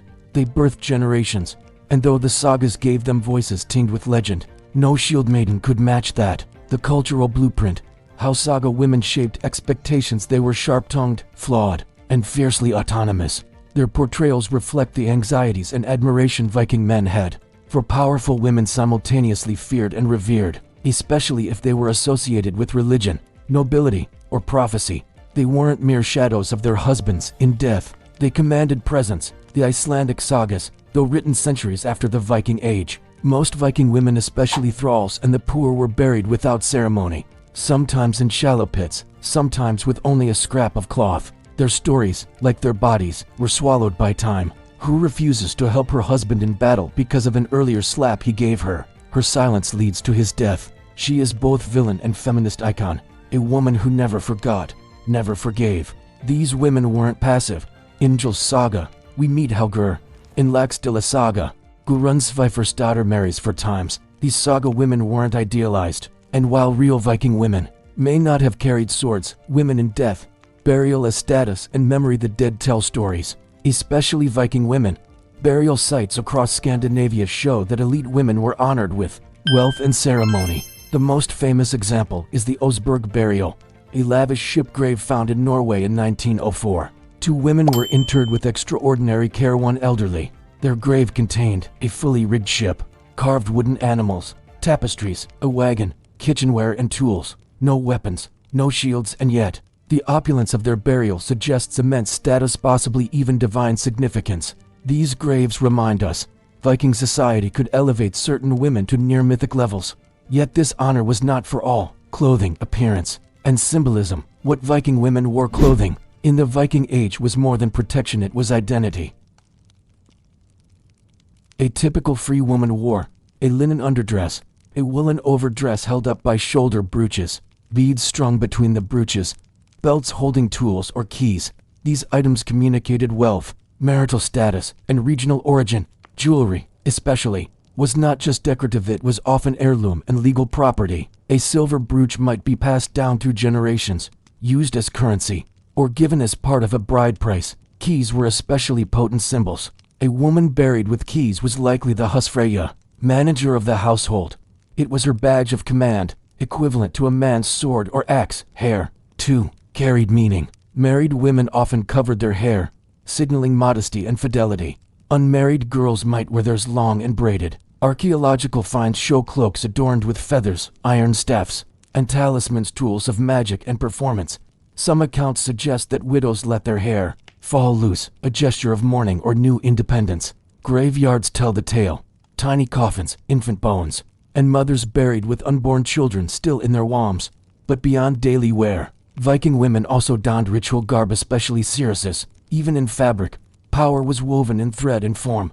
Motherhood and loss, life in the shadow of death. No role defined Viking women more painfully than motherhood. The annals of Anglo-Saxon and Irish sources speak of women taken from monasteries, farms, or towns used as hostages, wives, or slaves. A woman's will might be heard, but rarely honored. If she resisted too strongly, she risked being accused of dishonor, madness, or witchcraft. A breech birth, hemorrhage, or fever could end to lives in a single night. Women were expected to bear many children, knowing that infant mortality was staggering, a source of deep shame. Some families exposed such infants left them to die on hillsides. Childbirth was perilous, midwives were common, but medicine was primitive. The same land she once oversaw could be seized by cousins, rivals, or neighbors under false claims. The saga doesn't say she's cold, it suggests her grief is too large for words. Preparing the dead, leading funeral laments, or organizing the wake. These tasks, though seen as domestic, were spiritually central. Women became the last voice the dead heard before they were committed to soil or fire. But they are stories of legacy. Popular culture, TV shows like Vikings, games like Assassin's Creed, Valhalla have revived the image of the Shield Maiden and the Seeress. The emotional toll, while undocumented in detail, pulses through the sagas. But you could shape your home, speak at court, read the stars, and challenge destiny if you dared. Women grieve sons lost to war, daughters claimed by sickness, and husbands drowned at sea. You might outlive your husband and build a farm alone, or you might die unnamed, your grave shallow and unmarked. Or Astrid built this bridge in memory of her son. In those simple phrases, we glimpse pride, grief, and love. Archaeologists and historians urge us to honor Viking women not just for their violence, but for their resilience, their silence, their survival. One haunting passage in Egil's saga describes the death of a young boy. His mother is silent. She does not wail, yet even in mourning, women had duties, social vulnerability. When the system turned against them despite legal rights and cultural reverence, Viking women could fall prey to power, violence, and betrayal. Women could be kidnapped in raids. Others were pawned in political marriages traded between clans to seal treaties. If a woman killed a man even in self-defense, she was often sentenced to death or exile, unless her kin interceded. And pregnancy out of wedlock. In these moments, no saga heroine came to help. No legal system protected the vulnerable. Even powerful women could be stripped of property if widowed and lacking male support. Freedom existed, but it was conditional, fragile, often fleeting. Modern memory, the appropriation and reclamation of Viking womanhood in recent years. Viking women have become icons of empowerment. They inspire tattoos, fashion lines, and feminist manifestos. But often, these portrayals flatten their reality, replacing hardship with glory and silence with spectacle. Academia pushes back. Rune stones across Scandinavia still bear their names. Thyrvi had this stone made for her husband. They are not stories of swordplay. Final reflection. The real strength of Viking women to live as a woman in the Viking Age was to walk a narrow path between honor and shame, freedom and subjugation, silence and influence. You were expected to labor, marry, and endure. You might die in childbirth. You might bury for children before your own death. But if you lived well, cleverly, loyally, and fiercely, your story might be told in saga, song, or stone. And that was the Viking way. Segment 7. Slaves of the North. The thralls who built Viking glory, invisible hands of the Viking Age. When we speak of Viking greatness, of longships that kissed foreign shores, of hall feasts and glittering treasures, of rune stones bearing proud names, we seldom speak of the thralls. They rowed the oars through storm-tossed fjords. They fetched the mead that sloshed in a jarl's cup. And they died, nameless, in wars they did not choose. And yet, thralls built it all. They tilled the soil in frost-bitten fields. To understand the Viking world is to understand that it stood on the backs of an enslaved class, whose stories were silenced not because they were unimportant, but because their suffering was inconvenient to remember. This is their story, fragmented, buried, and often horrifying, but essential. Who were the thralls? The unfree majority. They were not mere servants. They were slaves in the truest sense, bought, sold, inherited, and traded like cattle. The thrall, from Old Norse rall, was the lowest social rank in Viking society beneath carls, free farmers, and jarls, nobles. A thrall had no legal standing. They could not own property, testify in court, marry without permission, move freely, refuse orders. They could be killed by their masters with little consequence, though some regions imposed small fines to curb the worst abuses. Estimates suggest that up to 20 to 30% of the Viking population in Scandinavia may have been enslaved. In wealthy households, thralls outnumbered freemen. They were the invisible engine of the Viking economy. A free person who fell into deep debt could become a thrall temporarily or permanently if they failed to repay. A failed harvest, a lost boat, or a feud fine could strip a farmer of freedom. Those deemed strong were kept, the old or weak were killed. Where did they come from? Unless a master decided to monument them later, usually for loyalty, value, or deathbed redemption. Captives, debtors, and born into bondage thralls came from many sources. 1. War and raids. Captives especially. Young women and children were rounded up and taken aboard ships. In winter, they hauled firewood and broke ice to fetch water. These prisoners were sold at slave markets in Dublin, Hedeby, or Birka. Vikings didn't just raid for gold. They slept near hearths or in corners of longhouses, always last to eat. They raided for people. The most common source was violence. In raids in Ireland, Anglo-Saxon England, Francia, and even the Baltic regions, a single raid on a monastery might yield dozens of slaves. 2. Debt slavery. In Scandinavia itself, debt bondage was legal. This meant even native Scandinavians could fall into slavery. 3. Born into slavery. Children born to thrall parents were automatically slaves. A baby's fate was sealed at birth. Some were raised as house servants, others became field laborers. Girls were often destined for concubinage, the work of the thralls. Backbone of the Viking world, thralls filled every menial and backbreaking role in Norse society. Agricultural labor. They plowed fields, sowed barley, threshed grain, and milked animals, while free farmers oversaw. Thralls sweated in silence. Household slaves. In wealthier homes, thralls prepared meals, cleaned, and tended to children. They were the hands that spun the wool, the backs that bore the firewood, the bodies that warmed cold beds. Crafts and construction. Some thralls were skilled: a blacksmith's apprentice, a shipwright's assistant, a leatherworker.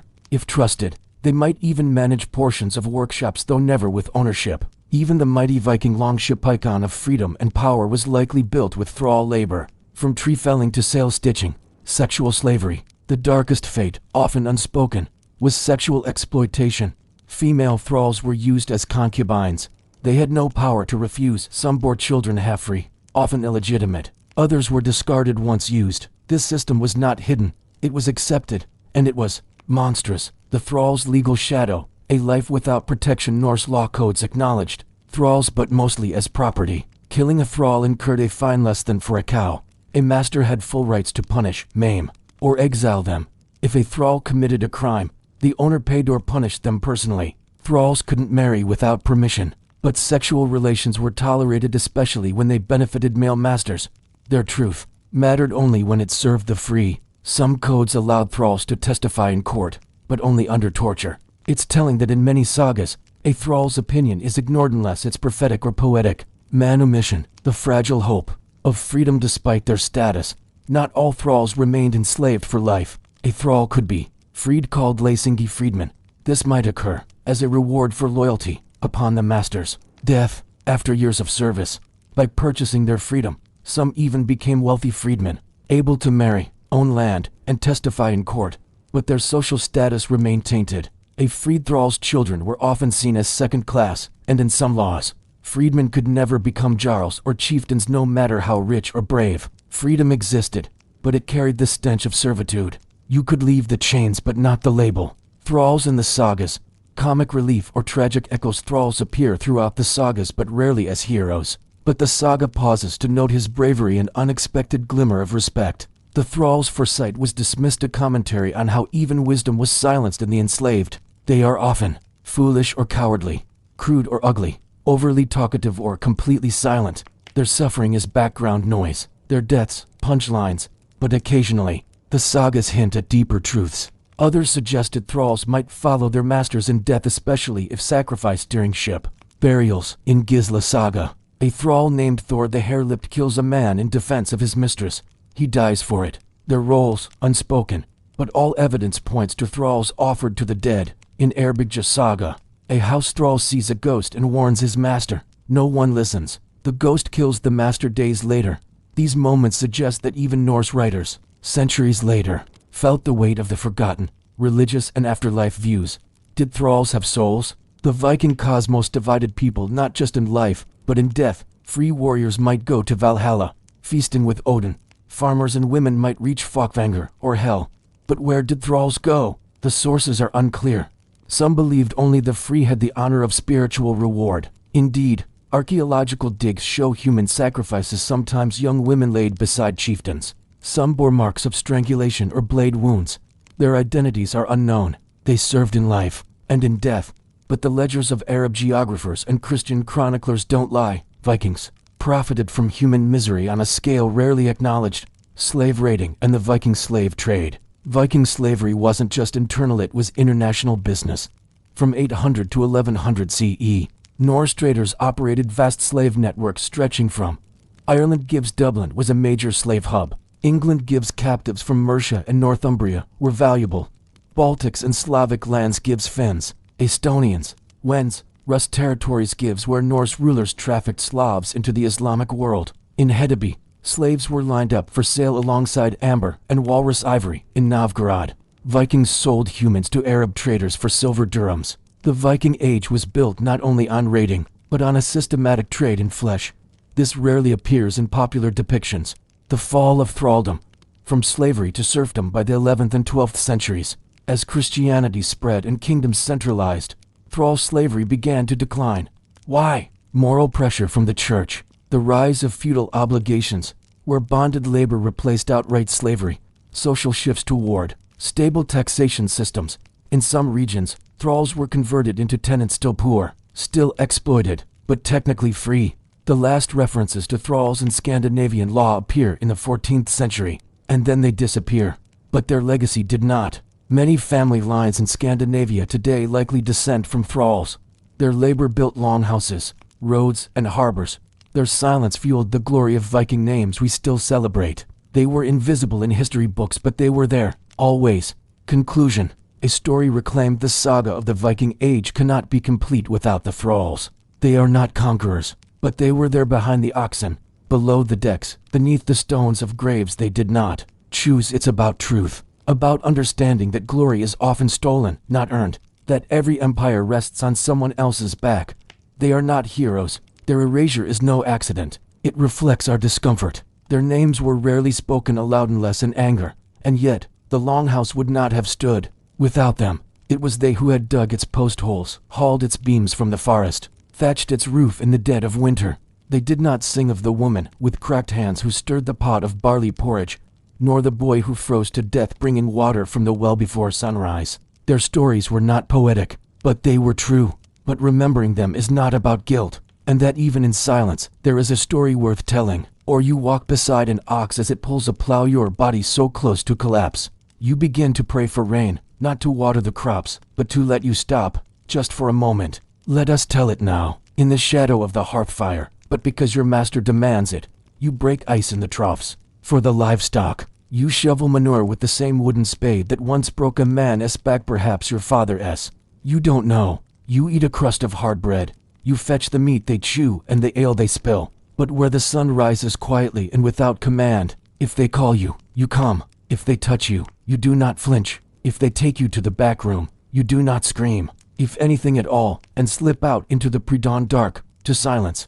There was a shadowed space near the hearth. It was here, in the smoke and silence. The grain ground, the goats milked, and the blood cleaned from the floorboards after a drunken duel, that the thralls slept curled on straw, backs bent from labor, breath slow with exhaustion. At the far end of the longhouse, beyond the carved pillars and the high table where the jarl sat among kin and warriors, they were neither guests nor family, and every day since, they kept the fire lit. They were present in every room yet never visible in the saga's gaze. The skalds, when they sang of gold, of glory, of Odin's spear and Freya's tears. And perhaps that's why they were forgotten. A day in chains, a year without choice. Imagine a single day as a Viking thrall. You wake before the rooster crows not because you want to. If it's winter, your hands numb instantly. Later, you spin wool until your fingers bleed. At night, you return to the hearth, but not to warmth. You listen as the masters feast. You dream of a hill where no one speaks your name.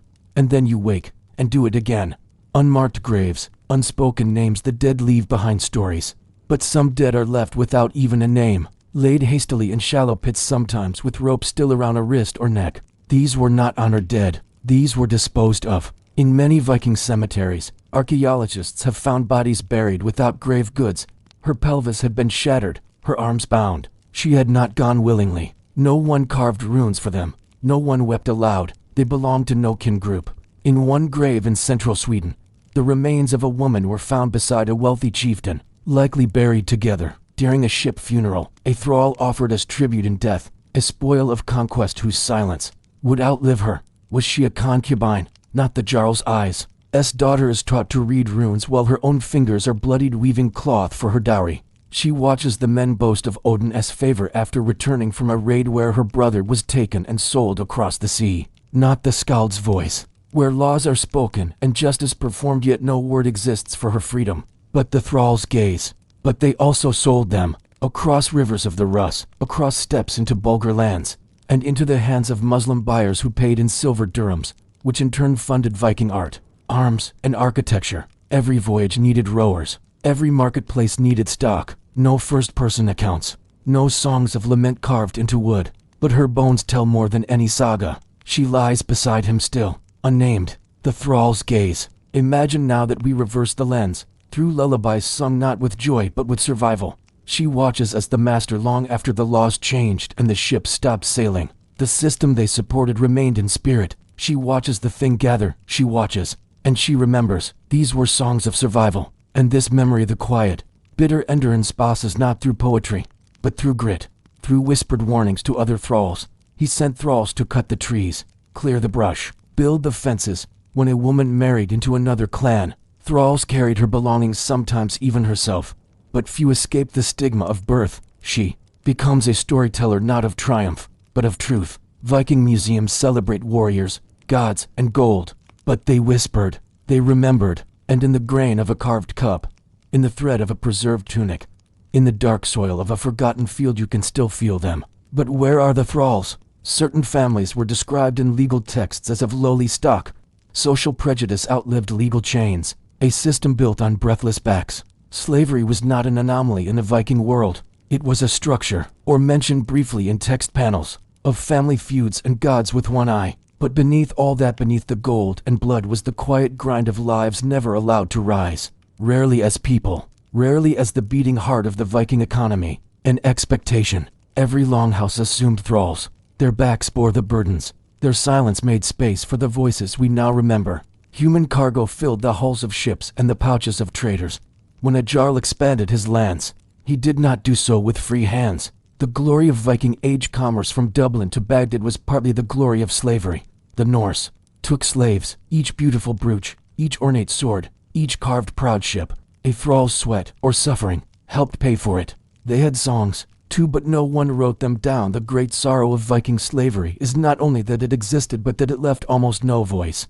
We do not have thrall sagas, and yet can you not hear them? In the rhythms of labor, chop, haul, turn, lift, in the silence of the hearth corner, breathe, endure, wait, in the rare moment of night when no command is given, and a lullaby passes from a mother to a child she cannot claim. These were not songs for fame or legacy, and that is its own kind of glory. Legacy of chains, the forgotten foundation centuries after the last thrall was freed. Some freed thralls became craftsmen, boat builders, or farm hands.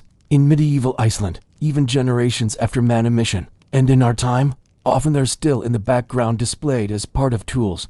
Yet they shaped the North as surely as any king or jarl. Their hands dug the foundations. It's time to listen for theirs. Final thought. The saga beneath the sagas. The Viking Age gave us legends of conquest. Thralls did not fight for fame. They fought to live. They weren't sung about, not as ghosts, but as people. They were the invisible builders of glory. Let us finally name them. Segment 8. Fire and Frost. Pagan rituals and Norse superstition. Blood on the stone. The ritual begins at dawn before the gods stirred. Before the wind scraped across the fjords, the villagers gathered at the stone. It was not a grand temple. It was not even a hall. Just a flat slab of rock in a clearing, smoothed over generations by blood, frost, and faith. The sun had not yet risen above the pines, but they had come barefoot, some of them, their breath white in the morning chill. The child beside his mother whimpered. The goats at the edge of the clearing bleated nervously, sensing something in the air. The old woman Seikona, the one who had lived through 2 famines and lost 3 sons to the sea, was already there, cloaked in raven feathers and bone charms. She stood still as death beside the altar stone. In her left, a bundle of dried herbs and ash. The sea would pull more sons. The crops would rot. And worse, the spirits in the dark, those without names, might come for you.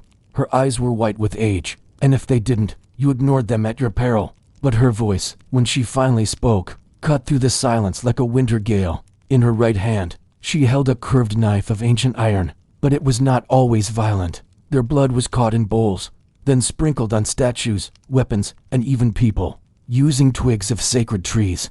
It was messy, pungent, and absolutely necessary. Sometimes, it meant pouring the first ale to the earth. Other times, it meant singing a song at the grave of a lost brother. But in the dark of winter or before battle, the gods demanded more. Blood must speak today, or the land will not listen. No one moved. Then the drums began. When the earth cracked from drought, or enemies camped beyond the ridge, or a Jarl's son lay dying of plague, some priests would say, "The gods want a man, not a goat." Older than Freya, older than the USIR. Belief in the bone, they were sent, with ceremony. Sometimes strangled, sometimes bled slowly into the earth, and a draugr, a restless spirit, was the last thing anyone wanted. Then placed on a ship or in a cart, burned with their belongings. Sometimes a favorite thrall was killed to follow them. Sometimes, burned. The Norsemen did not worship gods the way Christians did. She terrified men. It was a doorway, and only the right rituals could ensure it led to peace. Some graves held iron scissors, laid across the chest, warding off resurrection. But when the soil failed or the sun turned red at dawn, they came to her still. There were no weekly prayers, no universal scripture. The alphabet itself, the elder Futhark, was believed to carry power. To carve runes on a tree near his house could make him sick. To wear runes on an amulet was protection against storms, spirits, even betrayal. And those scholars debate their meaning. The truth is simpler. Each symbol stood not only for a sound, but for a force. Theirs was a world of pact deals between mortal and divine, built on respect, fear, and a sense of obligation older than any rune. You gave to the gods blood, fire, sweat, and they gave back fortune, if they wished. In the twitch of a horse's ear or the direction smoke curled, she walked barefoot across fire, mumbling names no one remembered. She could call the wind or still it, or so people said. Even the Jarls gave her gifts in secret, afraid of what she might whisper to the gods if ignored. She was closer to a medium, a witch, a bridge. She saw what others feared to see. Every sound was a whisper from something just beyond sight. And so, they listened, merely by cutting her own palm and cursing his name. The winter would bite harder. Eyes rolled white, and declared the blight would end, and it did. Belief lived not in books, but in bones and breath, in dreams and omens. To protect the harvest, they slaughtered a bull beneath the first frost. To bless a ship, they drowned a pig in the tide. To cure a child's fever, they burned hair and salt and whispered the name of a forgotten goddess. To the Viking, the world was alive with spirits in every stone, in every gust of wind, and every creak of a tree branch at night. Sacrifice, the language of the gods when words failed, blood spoke. The Norse called it blot sacrifice. Animals were most common: goats, pigs, oxen. But there were darker blots. Some whispered of human sacrifice, not as regular practice but as desperate bargaining. And so a slave, a prisoner, or even a volunteer, usually old, or doomed anyway, might be offered. They were not butchered, always watched. The gods needed witnesses. The seeress and the storm, the Seikona, was not a priestess in the Christian sense. She spoke to the dead in dreams. In one village, they said she once summoned a storm to drown a rival's ship. In another, she vanished for 3 days into the woods and returned with a boar's head in her arms. She frightened children, because she knew the words. Not all did. Fire was a door. Fire was sacred, not just for warmth but for communication. When you burned meat or herbs, the smoke rose toward the sky, a gift to the gods above. When you burned a body, the soul was released if the rites were done properly. If not, the dead might linger. Funeral pyres were a theater of transition. The dead were clothed, armed, blessed. But not all dead burned. Some were buried with stone rings, their bodies twisted oddly, ritual to confuse the soul and trap it. Others were buried with nails in the eyes, mouths sewn shut. To the Norse, death wasn't a clean end. Runes, curses, and the power of words. Words were sacred. Carving runes was not mere writing, it was magic. To write a man's name on a weapon could curse him. In battle, warriors sometimes painted runes on their skin, not just to frighten enemies but to invoke fate. Some of these runes remain, etched into stones now worn by time. They believed that to speak something aloud, or carve it into the world, made it real. And sometimes, it did. The bones remember. Today, only fragments remain. A twisted femur in a forgotten bog, a charred stone bowl, a knife buried with no body. They remember the chant of a seeress under a blood moon. They remember the silence just before a knife touches the throat of a sacrificial ox, and the way the forest holds its breath in that instant. Runes have erased by lichen, but the bones remember. They remember the wails of a mother lighting fire to her child's pyre. Children climb it, unaware of what once poured across its surface. But some elders still leave offerings: an apple, a coin, a few wildflowers. They remember a world where every act was prayer, every mistake a risk, and every dawn uncertain. A world where fire and frost were not just elements but judges, but because something in the air asks for it. And so the blood still stains the stone. That stone in the clearing, it's still there. Moss covers its edges now, not because they believe, perhaps, and old things do not forget. Don't look too long into the snow-laced trees, something might look back. Because the earth is old, they sang. They carved new runes for a new year, because they believed this balance between joy and terror was necessary. That life only survived because it honored the shadow. The soil in spring might open gladly, or might stay hard and bitter, refusing the plow. And the gods, if they are silent, it is only because we have stopped listening. Midwinter feasts and fear sometimes. A small wooden figure was placed in a hollow tree with a drop of the farmer's own blood upon it. The land had power, and to ignore that power was to starve, and with it, both feast and fear. As the sun vanished into a few hours of twilight, the Norse turned inward, their world shrinking to the hearth, the breath of cattle in the barn, and the flicker of torchlight on snow-crusted windows. The Sakona burned herbs laced with blood and honey, and stared into the flames until she muttered names not spoken aloud for decades. The deepest cold brought not just silence but expectation, offering the same food to the ancestors during the disablat, the sacrifice to the female spirits of kin, the Desir.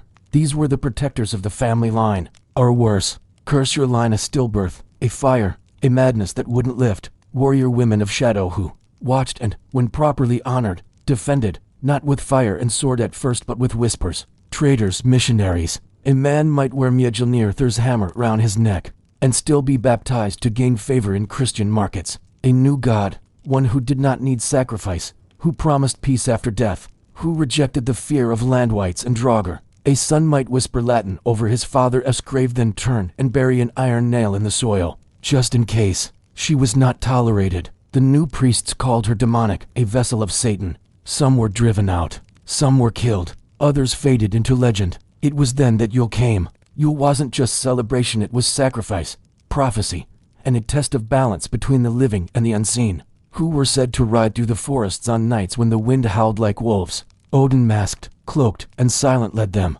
Sons learned the binding words, and through these whispered rites, lineage survived.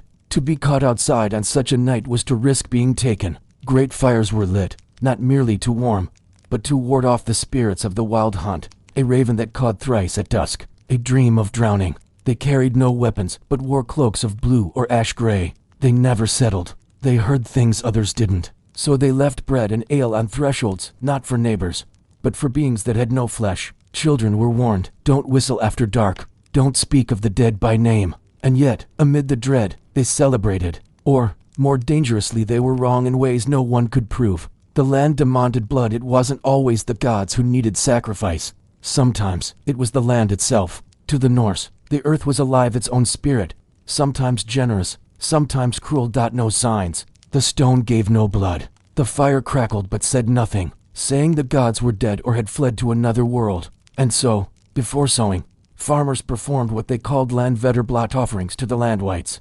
A goat's blood spilled at the edge of a field, a carved idol buried with bones. One word from them could doom a family or save it. To modern eyes, it might seem desperate or cruel, but to them, it was respect. In places where harvests failed repeatedly, entire villages were said to uproot their homes, believing the land spirits had been offended beyond repair. And when they didn't, people were forced to confront their own hollowness. Ritual as memory in a world without books. Rituals were memory. You remembered your grandfather not just by name, but by sitting at the same fire. They were not gentle. Some stories said that if you forgot a dis's offering, She might enter your dreams and choke you. So daughters learned the songs from their mothers. To be Norse was not only to fight and farm, it was to remember. And remembering required blood, ash, chant, and fire. The tension of the cross, but the old ways began to fracture. In the 10th century, Christianity crept in. At first, the two systems existed side by side, but the rituals grew strained. A Christian wife might weep as her husband slit a goat's throat to soak the field, the Sakona. But in the hills and dark forests, where the church's reach was weak, the old rituals endured quietly. A cup of ale left for an ancestor, a child's name whispered to the woods, a stone turned 3 times before entering a house. Superstition, or survival. Even the new god, it seemed, did not silence the snow. The madness of omens. In uncertain times, plague, failed harvests, betrayal. People didn't look for solutions. They looked for omens. A 3-headed calf. These were not accidents. They were messages. And so, they turned to the Spamar, the prophet. Sometimes a woman, sometimes a man, always strange. To be such a seer was to live in half-darkness, revered, but always feared. Their predictions might guide a jarl to war or stop a wedding, and if they were wrong, they were rarely wrong. Sometimes they vanished after a bad season. Sometimes a misread omen meant a knife in the back. The gods were patient. Men were not. When the gods went silent, there are sagas that speak of a time when the gods stopped answering. No dreams. In such times, communities would break. Some turned more savage, offering greater sacrifices, sometimes even their own. Others abandoned the old rites. Still others dug deeper into ritual, performing long, sleepless ceremonies in the woods, drinking mushrooms, cutting symbols into their skin, hoping pain would bring prophecy. But sometimes, the silence remained. The gods were not machines. They gave when they wished, and that was the true terror. Not death, not plague, but a world where meaning evaporated. Echoes in the modern world. Today, many see Viking rituals as curiosities. Tourists visit stone circles.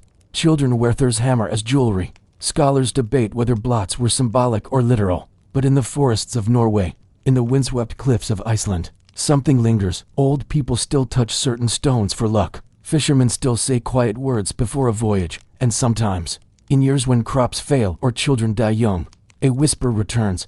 The gods are displeased. It is not religion, not quite. And the wind carries a name you do not know, spoken in a tongue long dead. It is memory, embedded in the land, in bloodlines, in bones, a collective echo. And if you stand alone, one night, beneath the northern stars, in silence, don't answer. Just listen, and remember, once, we believed. Nor their dreams until you understand one thing. Segment 9. The Viking Mindset.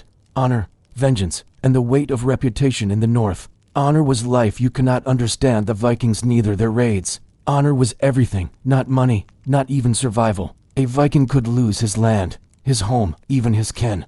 But if he lost his honor, he might as well be dead. It was more than pride. It was reputation, a fragile, burning thread that tied your name to the mouths of others, to the memory of your ancestors, to the worth of your children yet unborn. A shame whispered in one village could reach another before the week was out. If that thread broke, the world turned cold.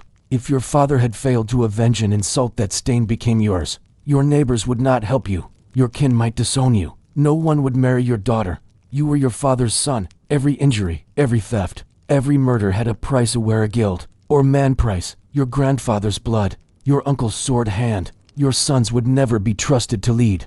When a man introduced himself, he often said not just his own name, but the name of his forebears, the village he hailed from, the jarl he served. To insult a Viking's honor was to threaten the foundation of his place in the world. That's why they killed for it. The weight of a name. You weren't just yourself in the north. Names carried debt and dignity. And if one of those names was tarnished, if your uncle had once fled a duel, people remembered. It was a public declaration that he was unfit to exist as a Viking. A duel might follow, or worse, a legal feud. Even if you won the duel, the whisper of weakness might follow you forever. If a man mocked her lineage or virtue, her brothers were expected to act. In the sagas, we find women cursing sons for cowardice, demanding blood for brothers, refusing marriage to men without sufficient glory. If they did not, their entire line might be shamed. The Viking world was tight-knit, oral, and cruel to the forgetful. Reputation passed mouth to mouth, fire to fire, and decisions made. So, people guarded their names the way they guarded gold. Some would rather die than live dishonored. Loudly. Vengeance was not madness. It was math. To the outsider, the Norse obsession with revenge may seem like bloodlust. But it was more than rage, it was order, a twisted, ancestral justice. The Norse had no central courts in the modern sense. Justice was communal, rooted in custom, compensation, and retaliation. If your cousin was killed, you could accept the killer's payment in silver, livestock, or land if it was offered. Refuse it and seek blood in return. To forgive without compensation was to invite contempt. To accept payment and stay silent was strength. To refuse payment and kill in turn was justice. But to ignore the crime entirely, that was weakness, a stain. Your family would suffer. Your children would inherit your shame. And so, the cycle spun. Vengeance, payment, ritual apology, then perhaps peace. Until the next light. Honor was gendered, but universal men were expected to be brave, generous, and deadly when needed. Cowardice was the deepest insult, one not easily washed away. To call a man urgy and manly was not just a slur, but women, too, bore honor. A Viking woman's dignity was bound to chastity, wisdom, and fierce loyalty to kin. She could not be insulted without consequence. But women weren't passive victims of this system. Some chose vengeance for themselves. They, too, carried the burning thread of reputation, and they would defend it, the thing where honor was tested in words. The Norse had a public assembly known as the Thing, a gathering of free men, where laws were recited, disputes settled. It was also a battleground of words. If someone accused you of cowardice, thievery, or dishonorable conduct, they did it there, in front of witnesses, and you had to answer. To remain silent was to admit guilt. To stammer was weakness. To lie and be caught was ruin. Where honor was carved in words and sometimes ended in blood. So you spoke firmly, cleverly, with precision. A wrong word could lose your case. A clever insult could flip the crowd in your favor. The Thing was where men sharpened not swords, but tongues. The burden of glory. A chieftain whose name was sung by skalds could not retreat from a challenge, no matter how foolish. They accepted duels they knew they'd lose. They launched doomed expeditions, not out of greed, but to avoid dishonor. Glory was addictive. The more you earned on raids, in feuds, in the halls of jarls, the more was expected of you. A man who had once killed a berserker in single combat could not ignore a drunken insult later. Glory became a trap.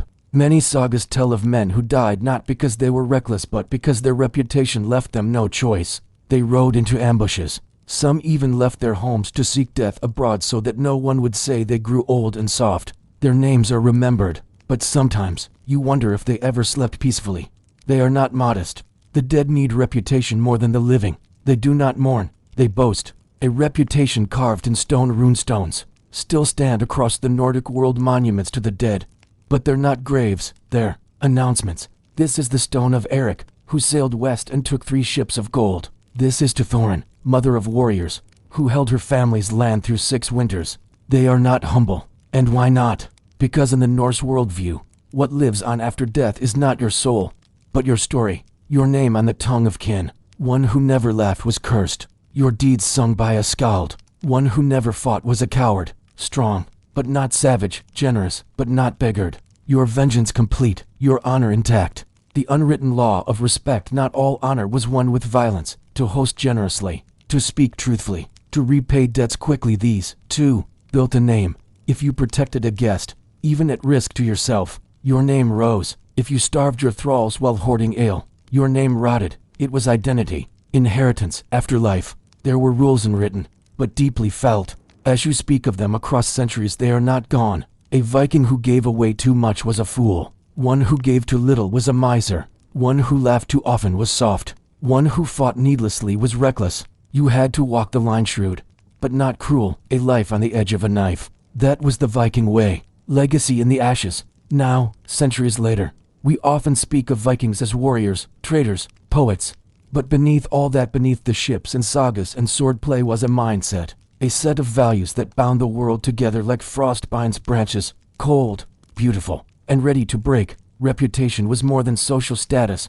Perhaps he'd been insulted, and his family hadn't acted. To be remembered well was the only immortality. It was from stories, passed from generation to generation like steel. An old grudge reawakened during ale-soaked retellings could erupt into blood. And so they lived with intensity, loved fiercely, hated thoroughly, avenged ruthlessly. Because to die unknown, to rot in silence, to vanish without story was the true end.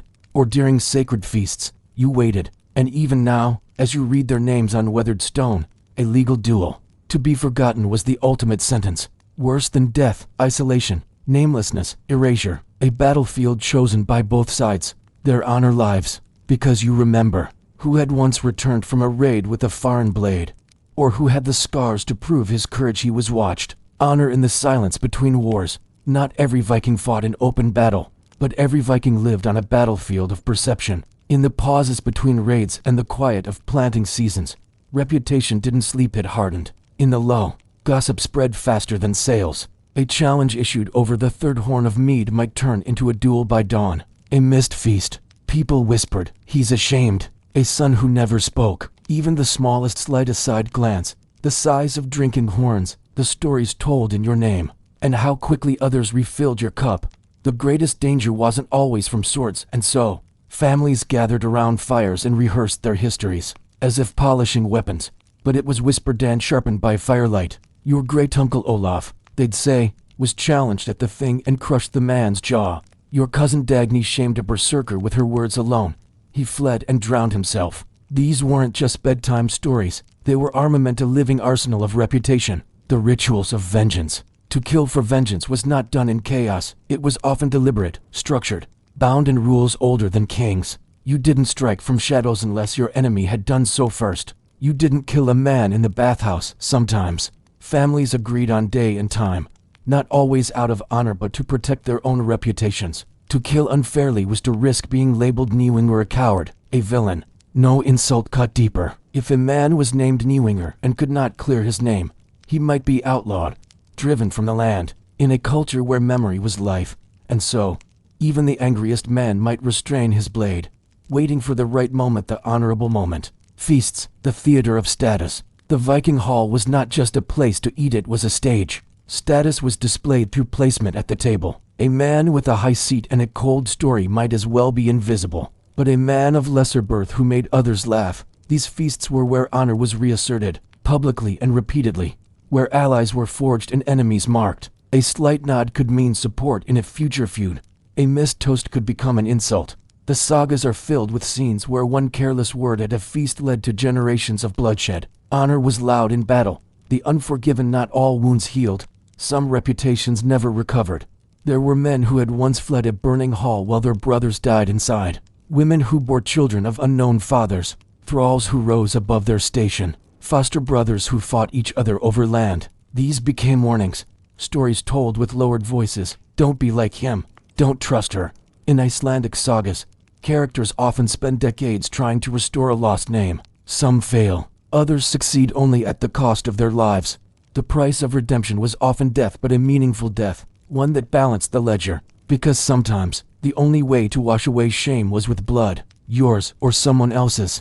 Women and the weapon of words. Viking women could not carry swords into feuds, at least, not publicly. But they wielded words like blades. She wants a storm, not silence. They were keepers of memory. They reminded sons of old insults. They composed verses of shame to stir brothers into action. They refused marriages to men with stained honor and dared to mock those who backed down. In the Laxdilla saga, a woman named Gudrun refuses to marry a man because he is too slow to anger. Another woman, Hallgrímr, causes a cascade of death by demanding satisfaction for a single slap. They were not passive. They were guardians of reputation and sometimes the spark that lit its fire. To a Viking woman, the family's name was as much her burden as the man's. Their poems were mnemonic, structured to be remembered and passed on orally. She bore it on her tongue, in her choices, in the cold fury of her gaze. Skalds, the weavers of immortality. If a Viking's reputation was breath, then the skalds were the lungs. These poets, trained for years, composed verses that recorded deeds, insults, glories, and failures. To drown at sea, without witnesses, was worse. To fall in battle, especially in view of friends, under sky and steel, was glory. To have a skald compose a verse about you, especially in praise, was better than gold. Because gold rusted, skaldic poetry did not. A satirical verse, spread at the thing, could make a warrior seem a fool, a jarl a coward, a woman a whore. Skalds could also destroy reputations. Words were weapons, and skalds were both craftsmen and mercenaries. The wise treated them with respect and caution. In a world where memory meant immortality, the man who controlled the skalds controlled the future. To die well, every Norse child was taught. You will die. That was not tragic. That was fact. But how you died, that was the difference between a wasted life and an honored name. because their values left marks not only in saga and song, but in law codes, stones, and family lore. To die in your bed of illness, muttering nonsense, was a bad death, but even better was the death that meant something.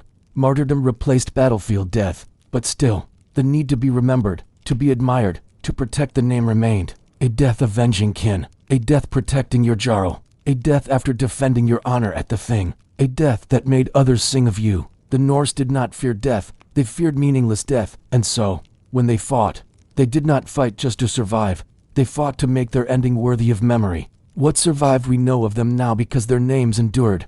Even when Christianity came, reshaping beliefs, the Viking obsession with honor didn't die, it just changed forms. Now, saints replaced skalds, and even today, among the descendants of the North, you find echoes, the unwillingness to be humiliated, the quiet pride in ancestry, the stories told at family tables about your great-grandfather, who stood alone against 5 men. We are not so far from the long houses. We still crave reputation. We still fear shame. We still want to be remembered for how we stood, not just how we fell. Segment 10.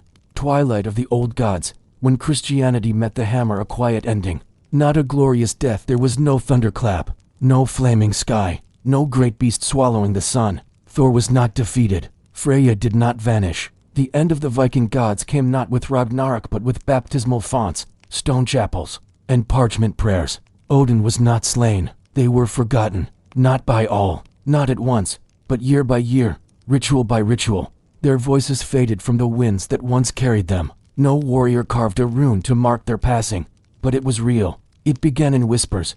Better not speak of the gods while the bishop is here. And in the gilded promises of kings who saw unity as a path to power, not out of piety, but to consolidate his kingdom and invite Roman diplomacy. Olaf Tryggvason took the cross, then used the sword to enforce it. Then in customs, we'll bless the fields this year, with holy water, not blood. Chieftains built churches where long houses stood, sometimes with the same timber, still soaked in smoke from old blots. And finally, in fear, you'll curse yourself if you say his name. And so, the old gods didn't die with swords in hand, they died of neglect. Their sigil, buried secretly under altar stones or within the graves of the recently Christianized. A bargain, not a conversion. Christianity did not arrive in the north on the wings of angels.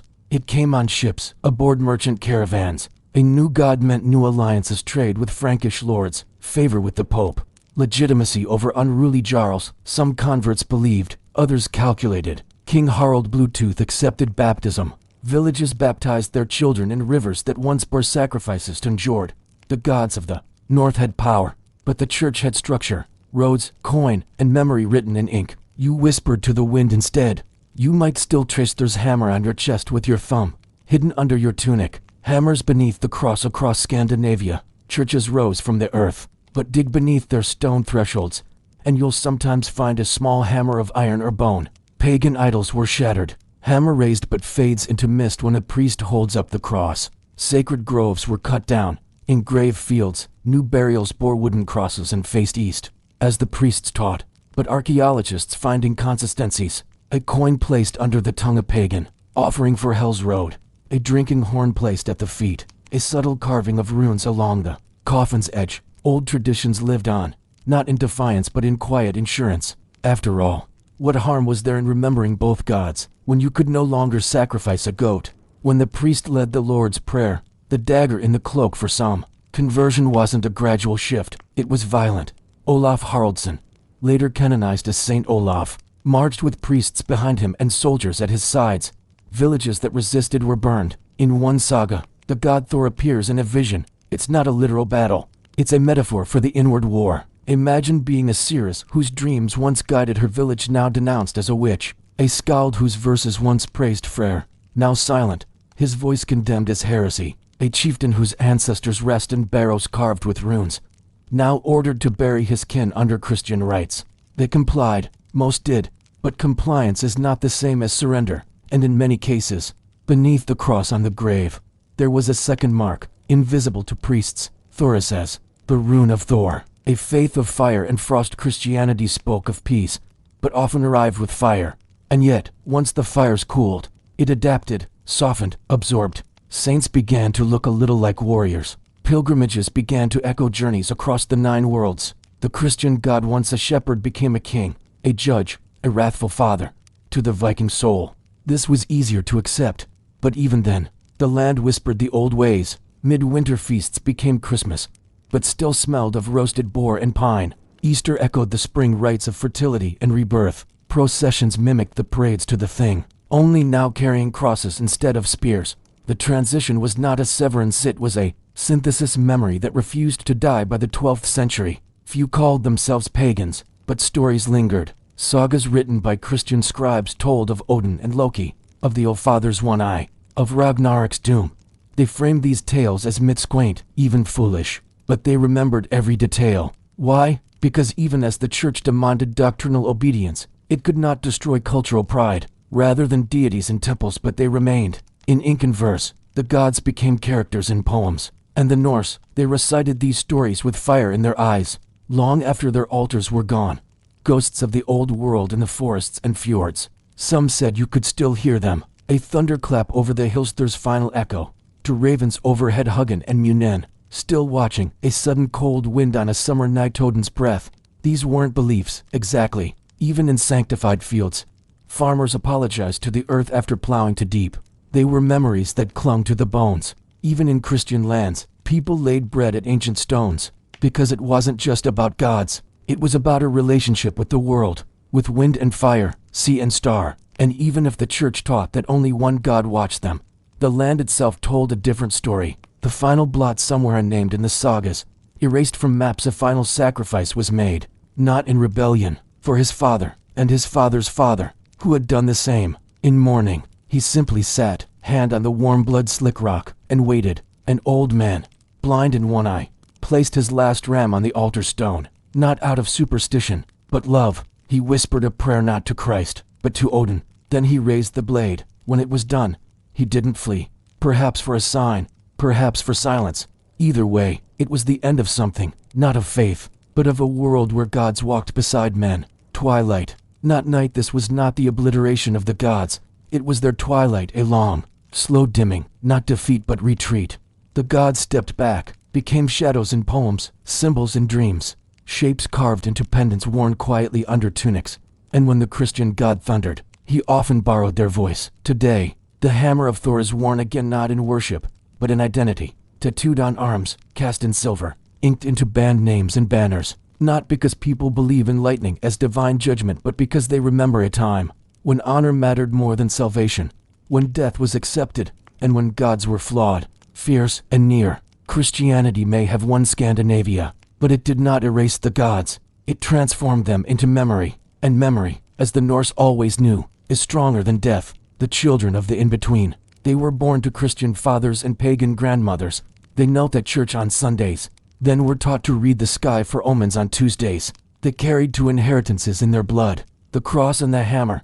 At festivals, they wore wool-dyed in colors the church disapproved, of reds and blacks, colors of blood and earth. Their lullabies still hummed verses about gods riding wolves and goddesses in falcon feather cloaks.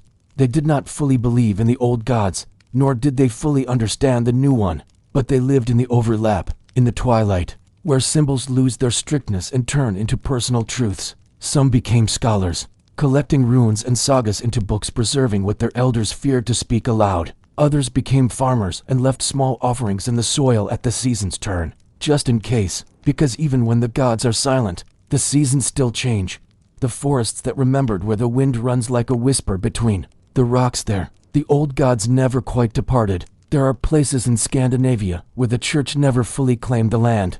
High up where the pines darken the daylight, hunters still murmured to the trees before taking their prey. Midwives still tied knots of wool in the names of Freya when children struggled to breathe. Shepherds still wore runes in their boots. The priests called these customs superstitions, roots, shadows of gods that still lingered in the shape of the land. The villagers smiled and agreed, but deep down, they knew these were not accidents of culture. They were echoes. Others called her a witch. On her table, a small iron hammer rested, polished smooth by age and reverence.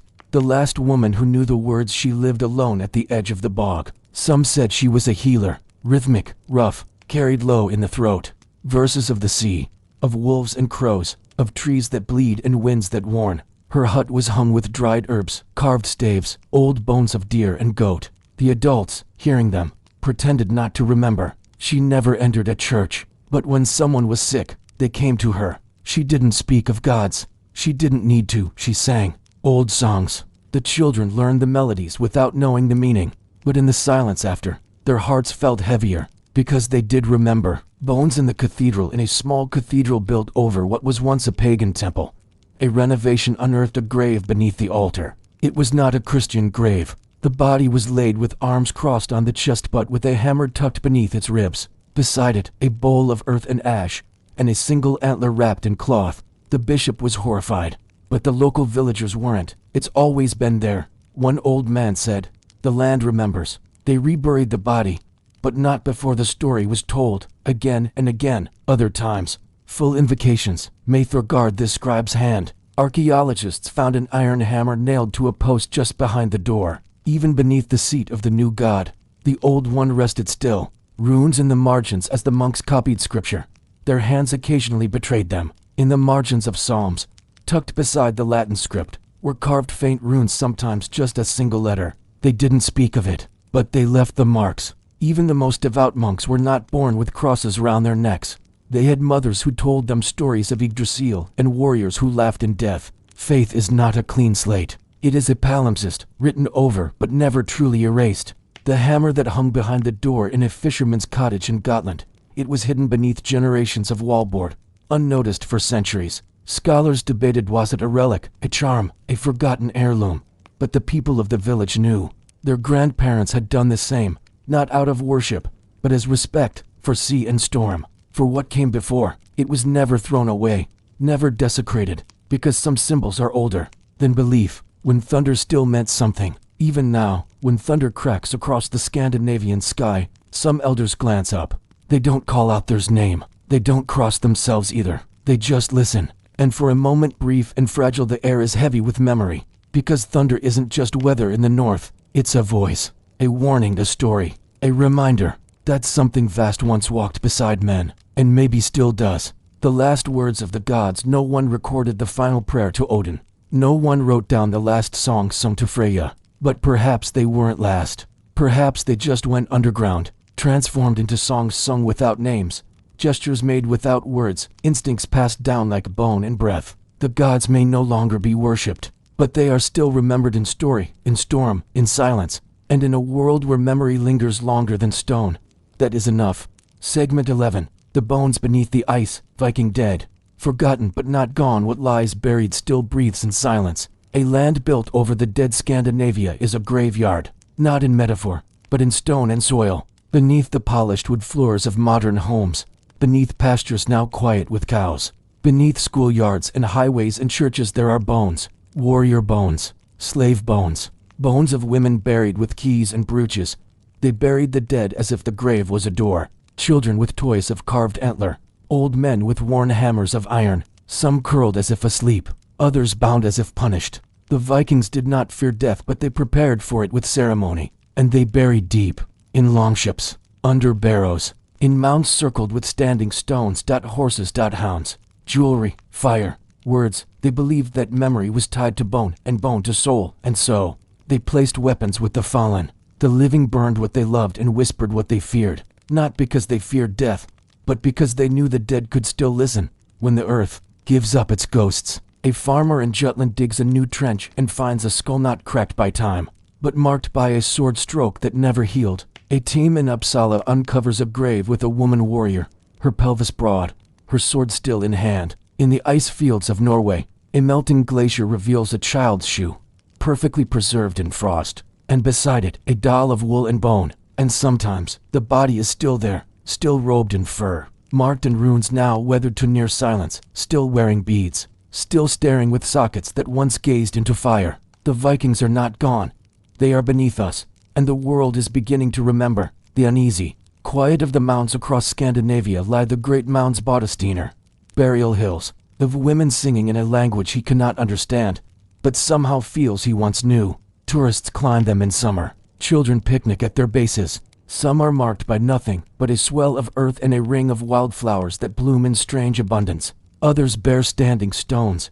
Locals walk past them daily. But at dusk, when the wind shifts and the birds fall silent, they breathe. Ask any old farmer. They'll tell you, Don't plant on that hill. Don't speak too loudly there. Don't stay past nightfall. The dead have no tongue, but they have presence. When the bones speak in dreams after digging near a forgotten barrow, a man dreams of fire on water, of long ships filled with ash, of screaming horses. He wakes weeping. He dreams again the next night, and then not at all. His daughter carves a pendant the next week, a shape she's never seen before. When he shows it to an elder, the old woman gasps. That is a mark of the wayfarer she does not explain. Some dreams are not dreams. Some are residues, left behind by the dead who did not rest but watched. Not all the dead were mourned, not every grave was sacred. Some bodies were dumped in bogs, thrown down wells, buried outside the fence, the dishonored, the cursed, the unwanted.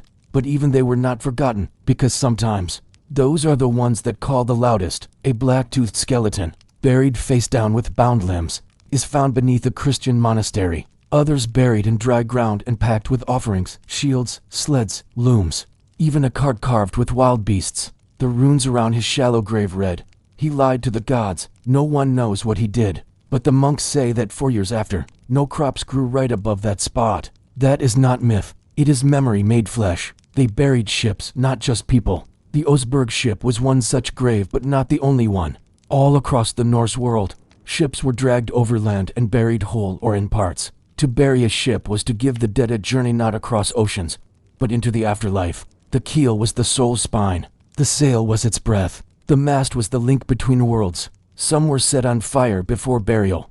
To disturb such a grave was not merely theft. It was interruption, the journey unfinished. And the dead, not far. The dead remember who forget them. A legend from Gotland tells of a village that built a barn over an ancient grave mound. The barn collapsed 3 times. One night, a storm broke out, not of thunder, but of sound. Drums, screams, antlers tapping on the walls. The cattle died. The milk soured. In the morning, a boy carved a small hammer and placed it beneath the threshold. It never happened again. Historians call it folklore, but folklore is truth in disguise, especially in lands where the soil remembers every bloodstain. The old ones are now exhibits in glass cases. Across Scandinavian museums lie the remains of those once feared and revered.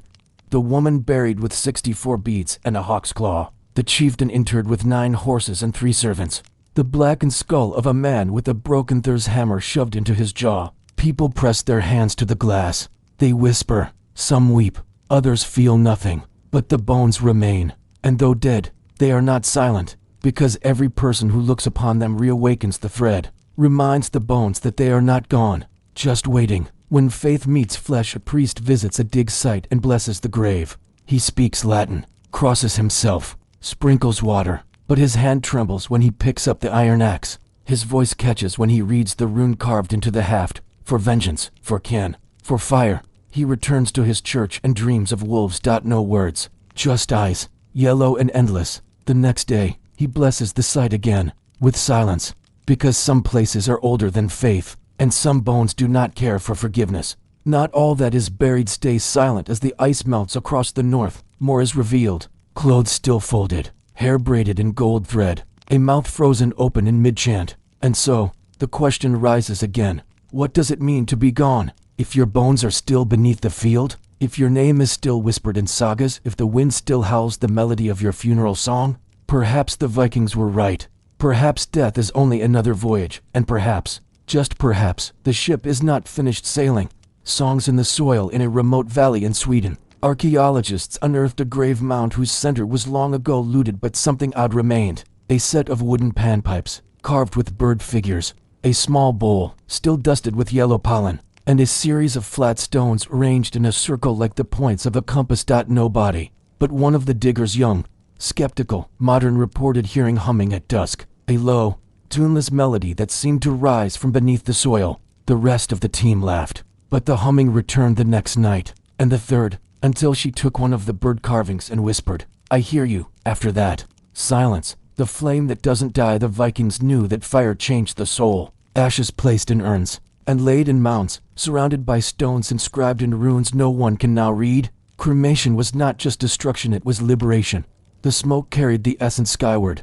The ashes returned it to earth. The fire purified, but also erased. To burn a body was to trust the dead would be welcomed by the gods. To bury it whole was to anchor it to the land.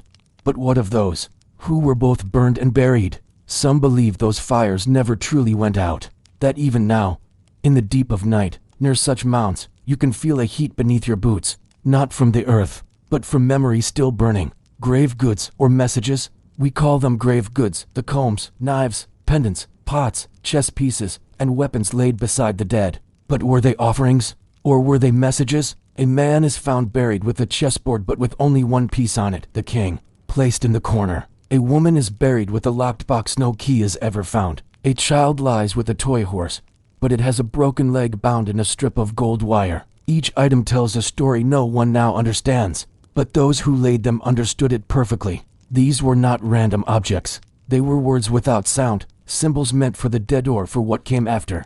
The dogs still wait. Beside many Viking graves lie the skeletons of dogs, sometimes curled beside their masters, sometimes at the foot of the burial, heads toward the door. One was found with a broken leg carefully splinted before burial. Another had a bronze collar with a name still readable, Scary. They were not sacrifices, they were companions, that they whimper at the scent of ancient grief. And though centuries have passed, some say that dogs still avoid certain mounds, that their ears perk in places where nothing stirs, because dogs remember in ways humans forget. And perhaps Scary still walks, waiting for a master whose bones now sleep in frost. The faces that return. Once, in Denmark, a facial reconstruction was done on a woman buried in a chieftain's mound. She had strong cheekbones, a scar across her lip, and one eye slightly sunken. When the model was unveiled, a local woman gasped. "That's my aunt," she said. "She looks just like her." Genetics. Coincidence. Or something deeper? The Viking dead are not always faceless. They are sometimes mirrored. In the living. In bone structure. In dreams. Because blood carries more than DNA. It carries memory, and in some, identity. When you gaze into a reconstructed Viking's face, it may be that you are not only seeing the past, but yourself, reflected backward through time. The shield that whispered in a small museum in rural Iceland sits a round shield, warped by time, but still intact. Its face is painted with a faded serpent coil. One night, the curator, alone, heard knocking from within the display room. He entered. No one, but the shield had shifted slightly, its edge now touching the glass. Later, he noticed fingerprints large, blunt, dirt smeared on the inside of the case. No one believed him, but he cleaned the glass every night. After that, and when he left, he said good night to the serpent. Sometimes, the shield responded, not with sound, but with the scent of ash and sweat, and a faint hum of song. The burial that should not be opened. Landslides, sudden floods, equipment malfunctioning, team members falling ill with strange fevers. There is a barrow in the north so ancient that no one remembers the name of the one inside. The runes are too weathered, the stones around it cracked by frost and time. Every attempt to excavate it has failed. One digger, in frustration, drove a stake into the top of the mound. That night, his house burned. No cause was ever found. Now, the mound is left alone, not out of fear, but out of respect. Because not all graves are meant to be opened. Some are guarded, not by spirits, but by memory given shape. The new dead walk among the old modern Scandinavians are buried with crosses, but more than one grave has yielded surprises. A runestone placed beside the coffin, a hammer pendant stitched into the lining of a jacket, a small pouch of bones, bird, fox, and cat hidden in the pillow. Of culture, of a past that refuses to vanish. These are not mistakes. They are acts of remembrance. The chill on the back of your neck when you pass a barrow at dusk. Of blood. Some leave these things knowingly. Others feel compelled, without understanding why. Because sometimes, the dead guide the living. Quietly. Softly. With the hand of wind. The shape of dreams. What the bones say when we listen. We used to ask, what were the Vikings like? Now, we ask, what are they still saying? We mattered. Do not forget. In the cracks of long forgotten mounds. In the shape of a pendant worn unconsciously. In the way our children draw dragons without knowing why. In the trembling when we touch a sword held older than empires. The bones speak of oaths kept, of wrongs remembered, of love buried in frost, of fires never fully extinguished, and above all, they say, we were here, and so, we don't